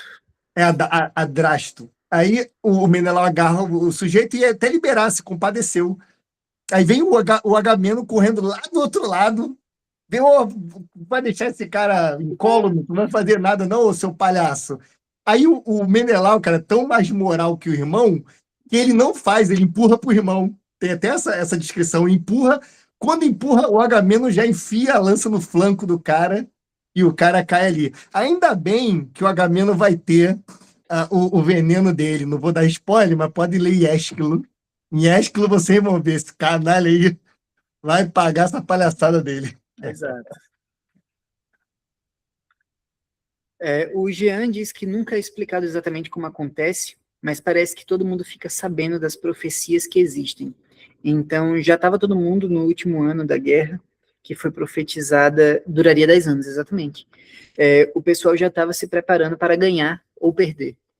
Eu acredito que é porque os dois lados têm videntes, né? E, em tese, a verdade é una, né? Então, tanto os videntes do lado grego quanto os videntes do lado troiano tiveram algum tipo de profecia diferente, mas com a mesma conclusão. Acho que se for para a gente levar a sério a magia da história, essa seria a resposta. O Luiz Humberto fala que isso mostra que, mesmo agindo por inspiração divina, Atena incita o Pândaro a atirar a flecha, ele comete um ato desonroso, descumpriu a trégua estabelecida, e essa morte cruel é, de certa forma, uma punição a esse comportamento. Interessante, eu não tive essa perspectiva, não. Eu percebi mais aquela questão de que guerra é algo cruel, e ele estava na guerra. A minha visão do Homero também é muito humana. Tu falou de fazer uma leitura ateia do livro, né? E eu tô fazendo praticamente isso, apesar da influência direta dos deuses ali, eu penso sempre que é guerra e que a selvageria vai comer solta de qualquer jeito ali. Mas, enfim, é interpretação válida, é só questão de interpretação diferente mesmo. A Loiane diz que ele só aceitou que iria parar a guerra no duelo entre Menelau e Paris, porque ele tinha certeza que o Menelau iria ganhar, exato. Era uma questão que estava óbvia para todo mundo. E eu acredito até que para o lado dos troianos estava óbvio também, e eles queriam só acabar com isso. Lembrando que já tinham passado 9 anos de guerra, estava todo mundo exausto, querendo voltar para casa. Faz sentido. O Luiz fala que, então, isso é um traço notável da mitologia grega. Mesmo agindo sob incitação dos deuses, isso não te impede de cometer um ato desonroso e passível de punição. Eu concordo, mas eu acho que a gente deve analisar com nuances. Por um exemplo, a Helena, ela agiu de forma desonrosa sobre a influência divina, mas a gente vê lá na Odisseia que ela está super tranquila, de boinhas em Esparta, seguindo a vida dela como rainha. Não sei se tem algum outro texto que mostra a tragédia de Helena depois, mas não sei. É algo que eu acho que eu não tenho repertório suficiente para debater acerca disso, não. Sobre a parte da Andrômaca e o Andrômeca e o Astyanax, que Astyanax, inclusive, é o nome de um peixe. Eu fui procurar referência para ver se tinha alguma arte do Astyanax, principalmente sobre o que acontece depois da Ilíada, e metade do Google Imagens é um peixe transparente, chamado Astyanax. Não sei porquê, mas tá aí uma curiosidade aleatória para vocês. E sobre essa questão do Astyanax também, eu percebi um foreshadowing, que eu tenho que tomar muito cuidado agora para não dar spoiler, mas o Astyanax, ele vê um soldado ensanguentado vindo na direção dele, era o pai dele, o Heitor, e a principal reação que ele teve no momento foi se esconder no colo da ama, porque ele ficou assustado com a situação e tudo mais. Eu acho que a gente pode guardar essa informação para depois, porque eu não posso falar mais sobre, mas guardemos essa informação. Sobre a arte, tem essa pintura de despedida do Heitor. Se você puder colocar na tela, Enzo.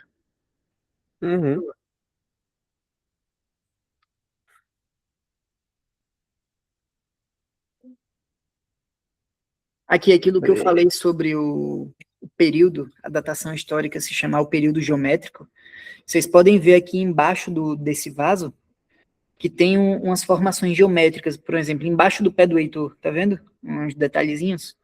É daí que surgiu o nome da datação histórica desse período.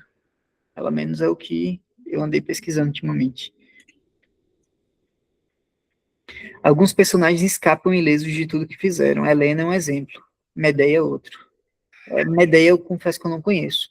Mas Helena realmente estava ilesa, de boinhas, lá em Troia, seguindo a vida dela. E depois teve o adeus na porta, né? Lá no finalzinho do canto, que é quando o Paris, após prometer ao Heitor que ia chegar cedo, que ia conseguir chegar antes dele mesmo no campo de batalha, chega atrasado, como um verme insolente que ele é, e ainda dá uma desculpinha para o Heitor, foi mal que eu cheguei atrasado, que eu tive que resolver os negócios aí, foi mal. E o Heitor, eu sinto que ele está tão cansado de lidar com a criancice do Paris, que ele, verme maldito, que ele simplesmente manda tá bom, vamos, e os deuses vão nos conciliar depois.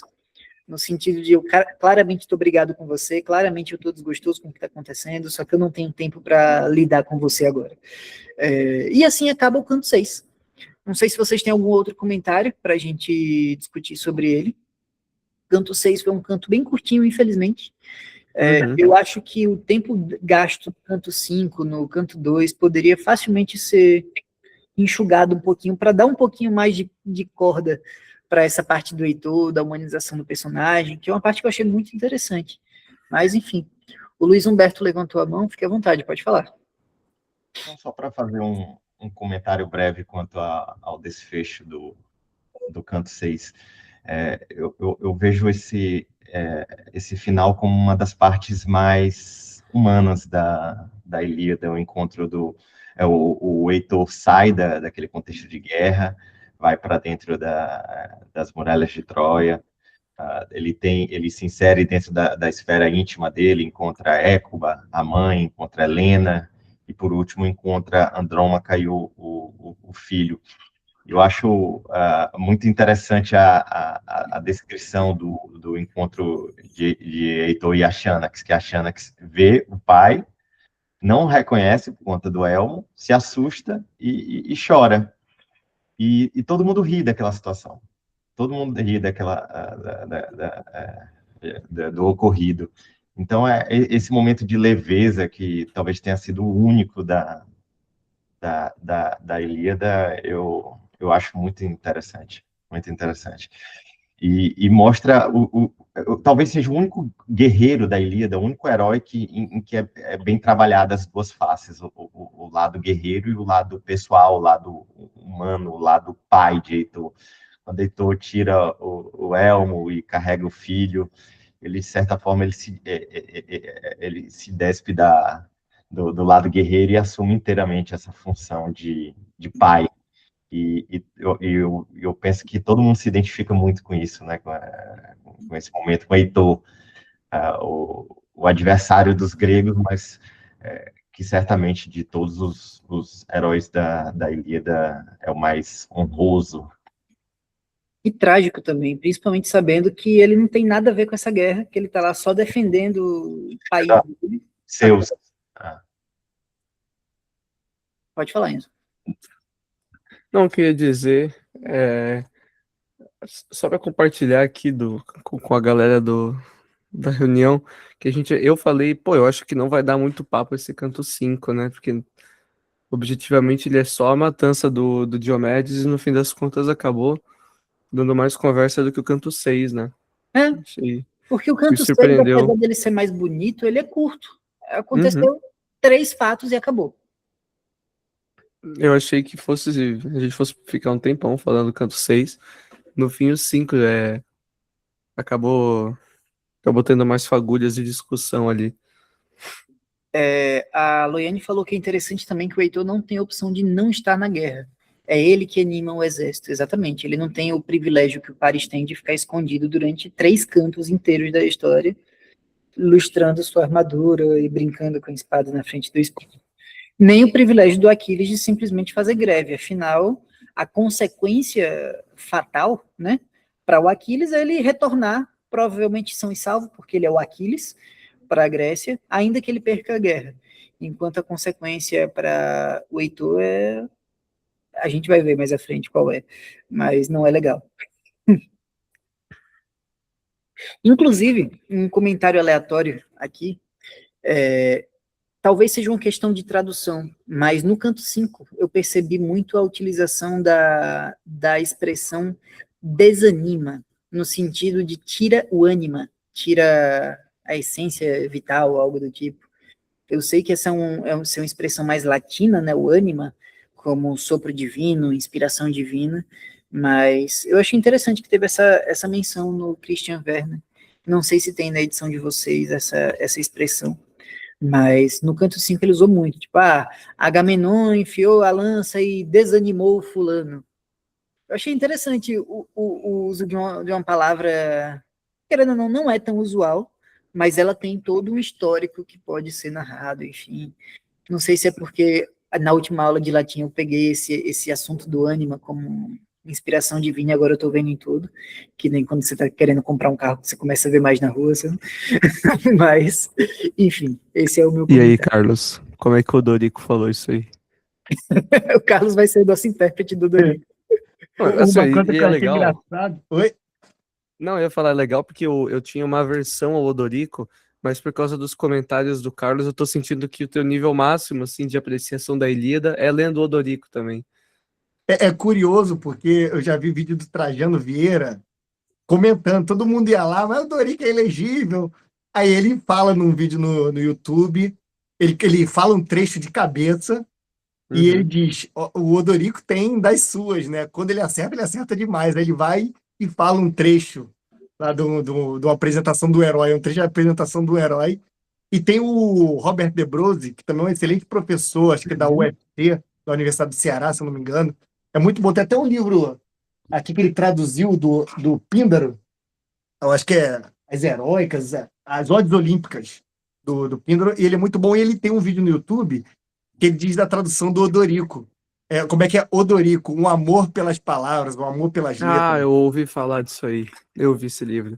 O Odorico é meio que, assim, o Odorico é o final boss, né? Aham. Você já leu 2, 3 vezes, aí você quer apreciar a poesia, você quer se deleitar, aí tu vai no Odorico. Mas, assim, é completamente contraindicado para a primeira e segunda leitura. Uhum. Lá para terceira em diante, o indivíduo vai ler. Eu acho que a termo que eu acho primeira é para você pegar a história. O que aconteceu, quem fez o quê. A segunda você vai pegando essas nuances. No sentido de, eu percebi essa palavra aqui que é um foreshadowing para o que vai acontecer mais à frente, ou algo do tipo. A terceira você já pode brincar. Exatamente. A primeira leitura, o contexto histórico, depois exegese hermenêutica é lá para a terceira, e deleite é por aí também, terceira e quarta. O termo que ele usa, que eu acho muito engraçado, é morder o pó. Quando o indivíduo recebe um golpe, cai no chão, ele morde o pó, né? Eu acho que o Werner, ele falou abocanhou o pó, eu acho. E ele diz alguma coisa notei. envolvida também com que é a pneuma, né? Que o espírito entrava, né, pelas partes respiratórias. E tem algum termo, depois eu cato aqui, que tem a ver com a pneuma saiu, que é o termo já do ânima, né? Do latim, do grego é pneuma. Um análogo grego, né? Sim, exatamente. A Loiane fala que é que nem o José Xavier, de 1800 e bolinha, da Divina Comédia. Eu não conheço essa tradução. É a Divina tradução Comédia... do Clube de Literatura Clássica. Já ouvi falar dela. A Divina Comédia da 34. Eu tenho uma observação que não tem muito a ver, mas está no contexto da literatura clássica. Eu fui pegar o Dom Quixote do Clube de Literatura. Não. Alguém já pegou? Horrível. Ele é o Dorico do Dom Quixote. Uhum. Porque como eu estava meio familiarizadinho, porque eu já tinha lido muito trecho do Dorico, é a primeira vez que eu pego ele inteiro. Mas eu já tinha lido muito trecho, eu memorizei, sei lá, as 3, 4 primeiras páginas do Dorico, treinamento lá do Trivium, né? Tem que memorizar muita coisa. Aí eu fui ler o Aquilino. Nossa Senhora, mas que é bonito, é maravilhoso. Morri de rir em vários trechos. Mas que surra, que lágrimas de sangue saíram dos meus olhos. É Aquilino Ribeiro o nome, não é? Exatamente. Aquilino Ribeiro. O Aquilino... Coisa... É mais difícil que os Lusíadas. Pau a pau com o Dorico. E tem muita gente que reclama do Aquilino que tu não consegue achar graça no texto. Que o Don Quixote justamente foi um livro engraçado, divertido, mas tu não sente graça, tu não consegue sentir isso porque tu tá se preocupando se tu tá entendendo as palavras que ele usa lá. Puta, é um desafio ler esse livro. Tem que chegar muito bem. Eu consegui dar muitas risadas. Eu até fui na minha esposa e lia para ela não entendia nada, aí eu ia e explicava, ela ria. Aí, ó. Mas eu, com familiaridade nessa. Isso é familiaridade, né? Não tem nada de maior ou menor capacidade. É ler muito e se familiarizar. Mas depois que você se familiariza, você até se deleita, você gosta, né? Mas demanda tempo. E não dá para ler um livro desses numa edição que não seja do CLC. Porque o CLC tem bastante nota, né? Nossa explicativa, principalmente. Tô querendo ler a da Antofágica, cara.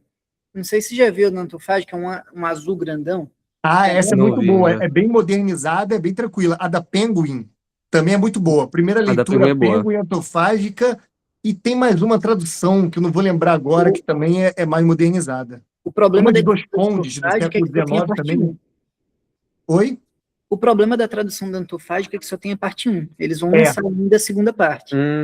Sim. Aí Pega eu da tô Penguin, esperando. já está completa. Então, eu tô esperando sair Da essa Penguin é segunda boa. da antofágica para eu ler os dois. Porque eu tenho medo de começar a ler uma coleção e ele não lançar, sabe? Muito Eu vou lindo. esperar. demorar Depois 10 eu vou anos, ver. igual o Ariosto, o Orlando Furioso, demorou, eu acho que 10 anos da primeira para a segunda, ou mais. Aí, imagina, você lê, tu É espera 10 o anos. motivo de eu não ler Game of Thrones. Eu tenho medo do George Martin falecer antes de publicar os outros. Eu também, tá tudo aqui, eu não li. Eu tô esperando também. Então, exatamente, eu tô esperando. Vamos ver quem morre antes. E aí, Enzo, achou a edição que você tá procurando? Achei aqui, ó. Essa aqui é do clube. É um Ah, mas é calhamaço, né? bonitinha, velho. Não, é Mas é bonitinha. Tá maluco. O interior dela tem os mapas aqui da Espanha. Eu ainda prefiro a do Nota Antofágica. pra cacete. Aqui, o meu tá tudo anotado, ó. Sim. Eu Eu ainda boto não tive coragem de ler, cara. papelzinho. Mas olha, é uma luta, é uma luta. Eu Não vou vale a ler pena, Mas não. vale, né? mesmo, vou só esperar ela lançar o próximo.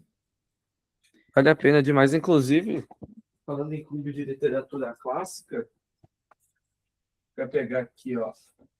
Os Lusíadas, hein? É uma leitura que eu queria muito fazer na edição deles, que é feia, mas tem bastante nota Você já leu legal. os Lusíadas, Enzo? Já leu? Ainda não, ainda não. Ah, então, não lê isso Eu aí, não. também Lê não. isso aqui, ó. Calma aí. É do Ateliê? Não, deixa eu ver se eu acho essa porcaria. É ruim dessas coisas aqui, né? Tem Uma bastante edição legal. com parafrases do Lancaster. Esse bicho aqui. Até pra galera ver. Achei. Aqui, ó. Isso aqui, primeira leitura. Agora, vai dar um trabalho. A primeira leitura é isso aqui, ó. Da editora Não, Concreta. Tem não introdução do conhecia a Rafael sessão. Falcon, para quem gosta, né? Tem gente que Conheço gosta dele. Falcon. Muito bom. Bom. E aqui, a anotação que não acaba mais. Nossa. Porque é tudo parafraseado. Uhum. Fala a Uhum. oitava, né? Você lê a oitava inteira. Depois tem, por extenso, parafraseado, né? Em prosa. Aí explica tudinho, muita nota. Isso aqui é a primeira leitura. Você entende profundamente, aí depois você vai se deleitar lá para a segunda, terceira. Excelente. Excelente. Isso aqui Edição que é didática. o Se negócio. possível, Carlos, coloque lá no grupo a foto do livro. Ah, eu já tenho. Bota. Eu tenho salvo o link disso aqui, inclusive. Nem lembrava mais. A primeira vez que eu li foi aí. Depois eu fui ler a segunda vez sozinho para memorizar e tudo. Mas isso aqui, cara, Uhum. nossa, é muito bom. Perfeito, perfeito. Vou procurar, sim. Eu vou mandar o link aqui. Está na minha à toa. lista minha infinita lista de coisas. Uhum. pra ler depois. Os Lusíadas eu desenvolvi interesse ano passado, que eu li uns versos em voz alta, eu achei tão bonito. Ainda mais ser escrito em português mesmo, né? E ficou aí. Pode falar. Não, só.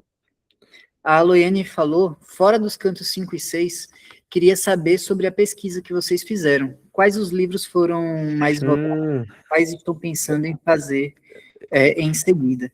Eu posso abrir aqui. Ah, perfeito. Eu posso abrir. Basicamente já acabou a discussão em si. Os próximos Uhum. slides são citações só, depois eu vou colocar o inteiro teu dos slides lá no grupo. Mas vamos compartilhar a pesquisa para vocês verem o resultado. Mandaram algumas besteiras lá na pesquisa, né? Falando que queria me ver de calcinha, teve umas Eu juro respostas, que não foi eu. umas coisas meio sem noção lá. Deixa eu abrir aqui. Só, Enzo, tome cuidado que a primeira pergunta fala sobre o e-mail, aí mostra a partir do segundo como isso vai. Boa. Peraí. Deixa eu parar de compartilhar. Certo? Só para não ter que censurar na edição.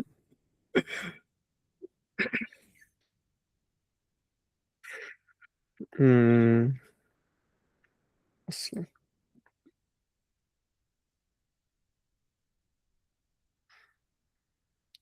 Aqui. Enfim, ó, dando uma expandida aqui na nossa pesquisa, a gente tem interesse também continuar com algumas outras leituras, né? Eu acho que fazer uma leitura da Ilíada e sumir depois ia ser muito ruim, não ia fazer sentido nenhum. A Odisseia é, obviamente, um caminho natural para isso, né? Eu acho que, melhor, tem como ler essas Inclusive, eu obras acho que você separadas, né? poderia nos dar uma notícia diferenciada aí sobre a Odisseia. Eu posso dar, eu tava segurando essa notícia. Eu acho que a boa. gente já pode compartilhar. Uma boa não, uma ótima. Mas a Odisseia é um caminho natural para isso, né? A gente conversou aqui brevemente sobre esse livrinho da editora Minema, o guia de leitura da Ilíada. Eles também, da professora Juliana Ragusa, da USP, não posso deixar de falar o nome dela. Eles também têm um guia de leitura da Odisseia.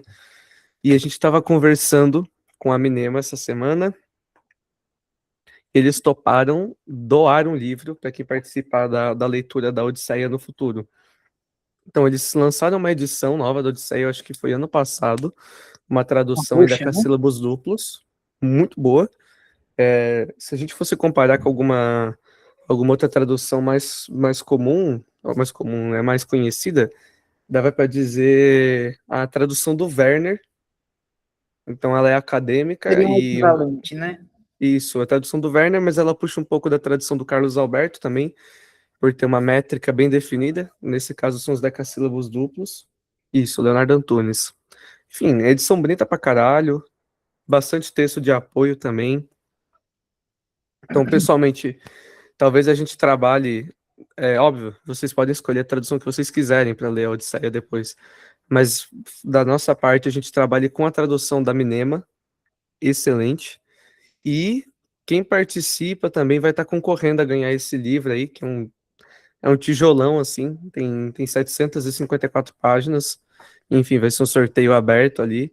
E quem sabe a gente consiga mais coisas com a Minema também, porque como eles têm um guia de leitura da Odisseia, talvez um desconto na compra desse guia, na compra do volume da Odisseia também, para quem participar do grupo. Enfim, a Minema é foda, né?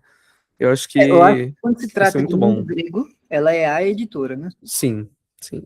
Bastante tradução do Sófocles, né? A galera lê muito a edição de Filoctetes deles também. Enfim, essa é a ótima notícia que a gente tem, que é uma parceria com a Minema. Então, quem tiver interesse aí, fica de olho que a gente vai trazer muita coisa legal com eles, com certeza. Mas vamos para as perguntas aqui. As perguntas. Então, a gente fez isso aqui para conhecer o público também, né? Saber com quem a gente estava lidando. Olha que legal. Bastante gente do direito, das letras e da psicologia. Psicologia não, história, perdão. Público interessante.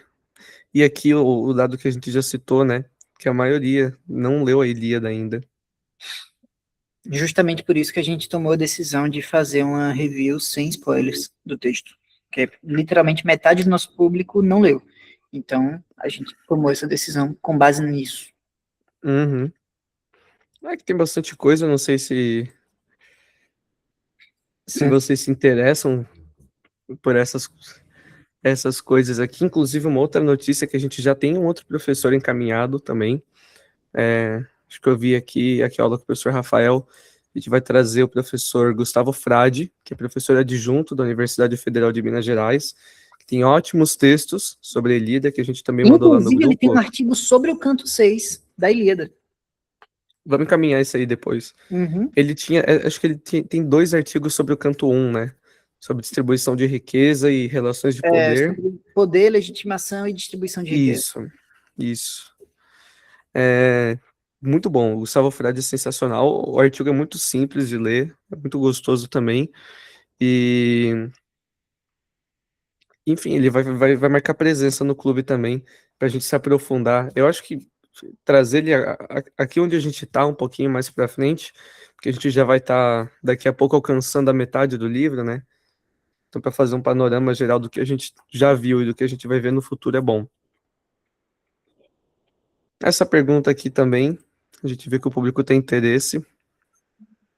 E aí entra a presença desses professores aí. Pouquíssimas pessoas manifestaram ausência de interesse, né?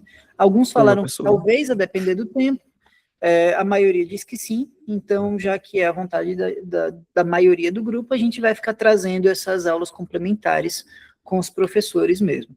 Já foi o professor... Ai, meu Deus, deu branco O no nome. Rafael. E agora a gente está encaminhando a aula com o professor Gustavo. A pergunta de mais clubes também teve bastante adesão, a gente fica feliz com isso. Tanto que o pessoal da teologia já está, parece que, começando alguma discussão sobre os próximos livros a serem lidos, né? Também uma pergunta mais para a gente saber aqui de onde vem o nosso público, né? Só para orientar Inclusive, o nosso marketing, ver como é que está essa situação. Isso, porque eu deixei por exemplo, colei uns bannerzinhos lá na faculdade, uma pessoa pelo menos entrou no mural da faculdade, e aqui a pergunta que vocês tanto queriam, né? De quais obras, nossa senhora, de quais obras o público tem interesse, e por uma questão do software, né? Então a pessoa responde Odisseia, pananã, ela cria uma resposta individual, né? Ela não junta todas que tiveram Odisseia, todas que tiveram Eneida. Mas a Mas gente aqui, viu essas respostas e quase todas têm o ciclo épico de Ilíada, Odisseia e Eneida. sim. Às vezes a pessoa cita só Eneida, às vezes a pessoa cita só Odisseia, às vezes cita alguma outra obra, mas elas também. Então, com base nisso, a gente está pensando em seguir Ilíada, Odisseia, Eneida, e depois encontrar alguma outra coisa para a gente ler, certo? Essa, por enquanto, é a ordem dominante. Eu gostei de quem botou Guerra e Paz aqui, que também é um livro muito legal e é gigantesco. Tem que ter coragem pra ler isso aí. Divina Comédia, naturalmente. Divina Comédia é muito interessante, cara. Eu animaria muito a leitura coletiva, porque dá Os para fazer Lusíadas eu uma também. reunião por cada arco do inferno. Fica legal. Obras do Tolkien, talvez tenha sido eu. Eu não sei. Talvez. Ó, Eu Confissões. Eu coloquei algo do Tolkien, só que eu não sei se eu fui o cara do Obras do Tolkien, porque teve 3 menções a Tolkien aí. Confissões de novo. Divina Comédia e Eneida vindo aqui. Aí, o Jean tá dizendo que não foi só ele, já se entregou. Aí, ó. Filosofia Contemporânea. Eu leria Nietzsche e Deleuze, viu? Isso aí é... Acho que não é todo mundo que ia gostar disso. Odisseia. Trabalhos e os Dias do Exildo. Então, o Exildo é legal, que teve algumas pessoas aqui que sugeriram. E a gente já estava pensando em complementar, inclusive, a leitura da Odisseia com a leitura de Exildo e de Gorgias, do Platão também, justamente por causa daquele encontro do professor Rafael Quenville. Ele menciona a importância de outros autores, além de Homero, né, no imaginário ocidental, na literatura grega da época, e um dos que ele mais defende é justamente o Exildo. Então seria legal a gente expandir a leitura para Exildo para entender o que era a literatura da época, não só dos épicos, né? Homero. Aí, ó, alguma bobada, botou Senhor dos Anéis. Bobado não, você respeite a gente. Mais um, botou Tolkien. Tá vendo, cara? A voz do povo é a voz de Deus. A gente vai ter Tolkien que ler. de novo. Não, sacanagem. Botaram Lovecraft aí. Sim. Neil Gaiman, Alan Poe. Eu acho o Poe mais legal aí, inclusive. Odisseia e Eneida. Odisseia e outras obras gregas. A República e Banquete. A Ética Nicômaco também. Foram 3 obras que apareceram bastante. Cara, o Banquete dá para matar em 3 encontros. Mas a República, ela tem um teor de grupo de leitura maior, porque dá pra gente estender no tempo, fazer pelo menos um projetinho de 3, 4 meses. Sem contar que é um tema interessante, que dá muito debate. Porque, tipo, o Banquete é legal, mas tem alguns diálogos, alguns discursos do Banquete que você... ok, é isso que ele falou. Sabe? Não vai ter muita margem para debate. Já a República, eu acho que vai dar muito pano para manga. Vai ter Dá para brigar, inclusive, né, da República, brigar, né? Pô, a gente cai na porrada aqui. Odisseia, Divina Comédia, Eneida. Fausto, muito bom. Quem botou Fausto? É uma excelente sugestão. Muito bom. Dom Quixote também. Odisseia e Eneida, Odisseia, Eneida e os Lusíadas. Os Miseráveis, sensacional também. Eu acho que todos esses livros grandes, assim, que a gente não anima de ler sozinho, em grupo fica bem mais fácil, né? Guerra e Paz, eu, Não faz inclusive, sentido a gente fazer uma leitura ali coletiva atrás. de, sei lá, Noites Brancas, tá ligado? É, Porque não vai ter o que discutir, é um livro muito pequeno, sabe? Não que ele é pequeno em importância, em contexto, mas em extensão mesmo, sabe? uhum. Eu vou pegar aqui, eu gosto muito de mostrar essas edições. Seria uma leitura coletiva, exatamente. Olha aqui, Talvez ler. Guerra e Paz, o tamanho. Excelente esse livro. É um Talvez tijolo. no interlúdio entre um livro e outro, a gente coloca um livro pequenininho, meio que para dar tempo da gente se planejar, Uhum. possibilidade também, sabe? Mas não como um projeto principal de leitura. Inclusive a gente pensou de trazer os diálogos socráticos, né? Trazer apologia. Sua veludada lindíssima. É maravilhosa essa aqui, né? Os Miseráveis do clube também tem esse acabamento em tecido aqui. Sensacional. Muito bonita mesmo. E, enfim, continuando, a gente até pensou em trazer os diálogos socráticos para aliviar um pouco.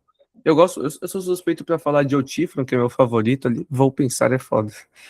Sou suspeito para falar de Eutífron, que é meu favorito ali. Mas esses diálogos são bons. Mais um Eles dão Senhor um dos Anéis, repertório. né? Só para deixar claro. Não. Eles dão um repertório bem legal e dá para fazer num encontro, assim, com calma. Também 2 horinhas a gente discute bem. Algumas sugestões aqui. Isso aqui foi bom. Uhum. A gente não tomou cuidado com os dados das pessoas, mas nada demais. Vocês não dormem? É foda. Ler Odisseia após a Ilíada. Enfim. E a gente sempre tá aberto a mais sugestões também, né? Todo encontro a gente sempre fala isso, eu acho. No último encontro da Ilíada, a gente vai bater o martelo quanto a isso. Isso. Mas provavelmente, se você já quiser ir comprando sua edição, vai ser Odisseia. Eu, particularmente, não compraria, porque vai ter o sorteio. E talvez você ganhe gratuitamente a edição da Minema. Mas se você Deixa eu tiver uma abrir aqui. anxiedadezinha, já quiser adiantar e quiser comprar sua edição, aí é com vocês. Certinho? Vou mostrar, inclusive. O guia de leitura é uma outra boa, mas olha. Inclusive, imitando aqueles afrescos gregos, né? Uhum. Tradução de cassílabos duplos. Introdução de André Malta. Inclusive, o André Malta foi um professor que a gente conversou. O André Malta é uma sumidade quando o assunto é literatura grega, quando o assunto é Homero, né? E a resposta que ele deu foi muito engraçada. Ele falou que trabalha com Homero desde 1995 e hoje em dia ele tá buscando explorar outras áreas da literatura. Então, provavelmente ele tá de saco cheio de falar de Homero, né? Depois Então, tanto tempo falando a mesma coisa, respondendo quem foi Homero. ele educadamente recusou o convite, mas eu achei engraçado. Então, O pessoal, é André Malta é muito basicamente isso foda. a reunião de hoje. Debatemos os cantos 5, 6, fizemos a análise do nosso formulário. Em breve, talvez a gente faça alguns outros para complementar, principalmente a respeito das próximas leituras. A gente vai tentar fazer algum jeito organizado, tipo, separar 5 desse formulário atual e fazer de múltipla escolha para poder aparecer certinho o voto de todo mundo. Mas é isso, pessoal. Muito obrigado pela participação de todo mundo. Esse aí na tela é o Guia de Leitura da Odisseia, também é um livro recomendado. Se vocês quiserem uma versão mais aprofundada, tem uma versão gringa, que são, se eu não me engano, 6 livros, só que aí é realmente um negócio que exige muito tempo, porque a leitura verso a verso. É o do Kirk? É o do Kirk, né? Essa leitura da Minema, ela é muito mais objetiva, porque ela aglutina alguns fatos. Sim. Aí, vamos falar sobre o fato tal até o fato tal, versos 1 até o verso 200. Pronto, e ela fala. Diferente daquele outro livro, que é verso a verso o comentário, fica realmente exaustivo demais. Mas, enfim, por hoje é isso. Até mais e muito obrigado pela participação de todo A mundo. gente agradece. Valeu. Valeu, até mais.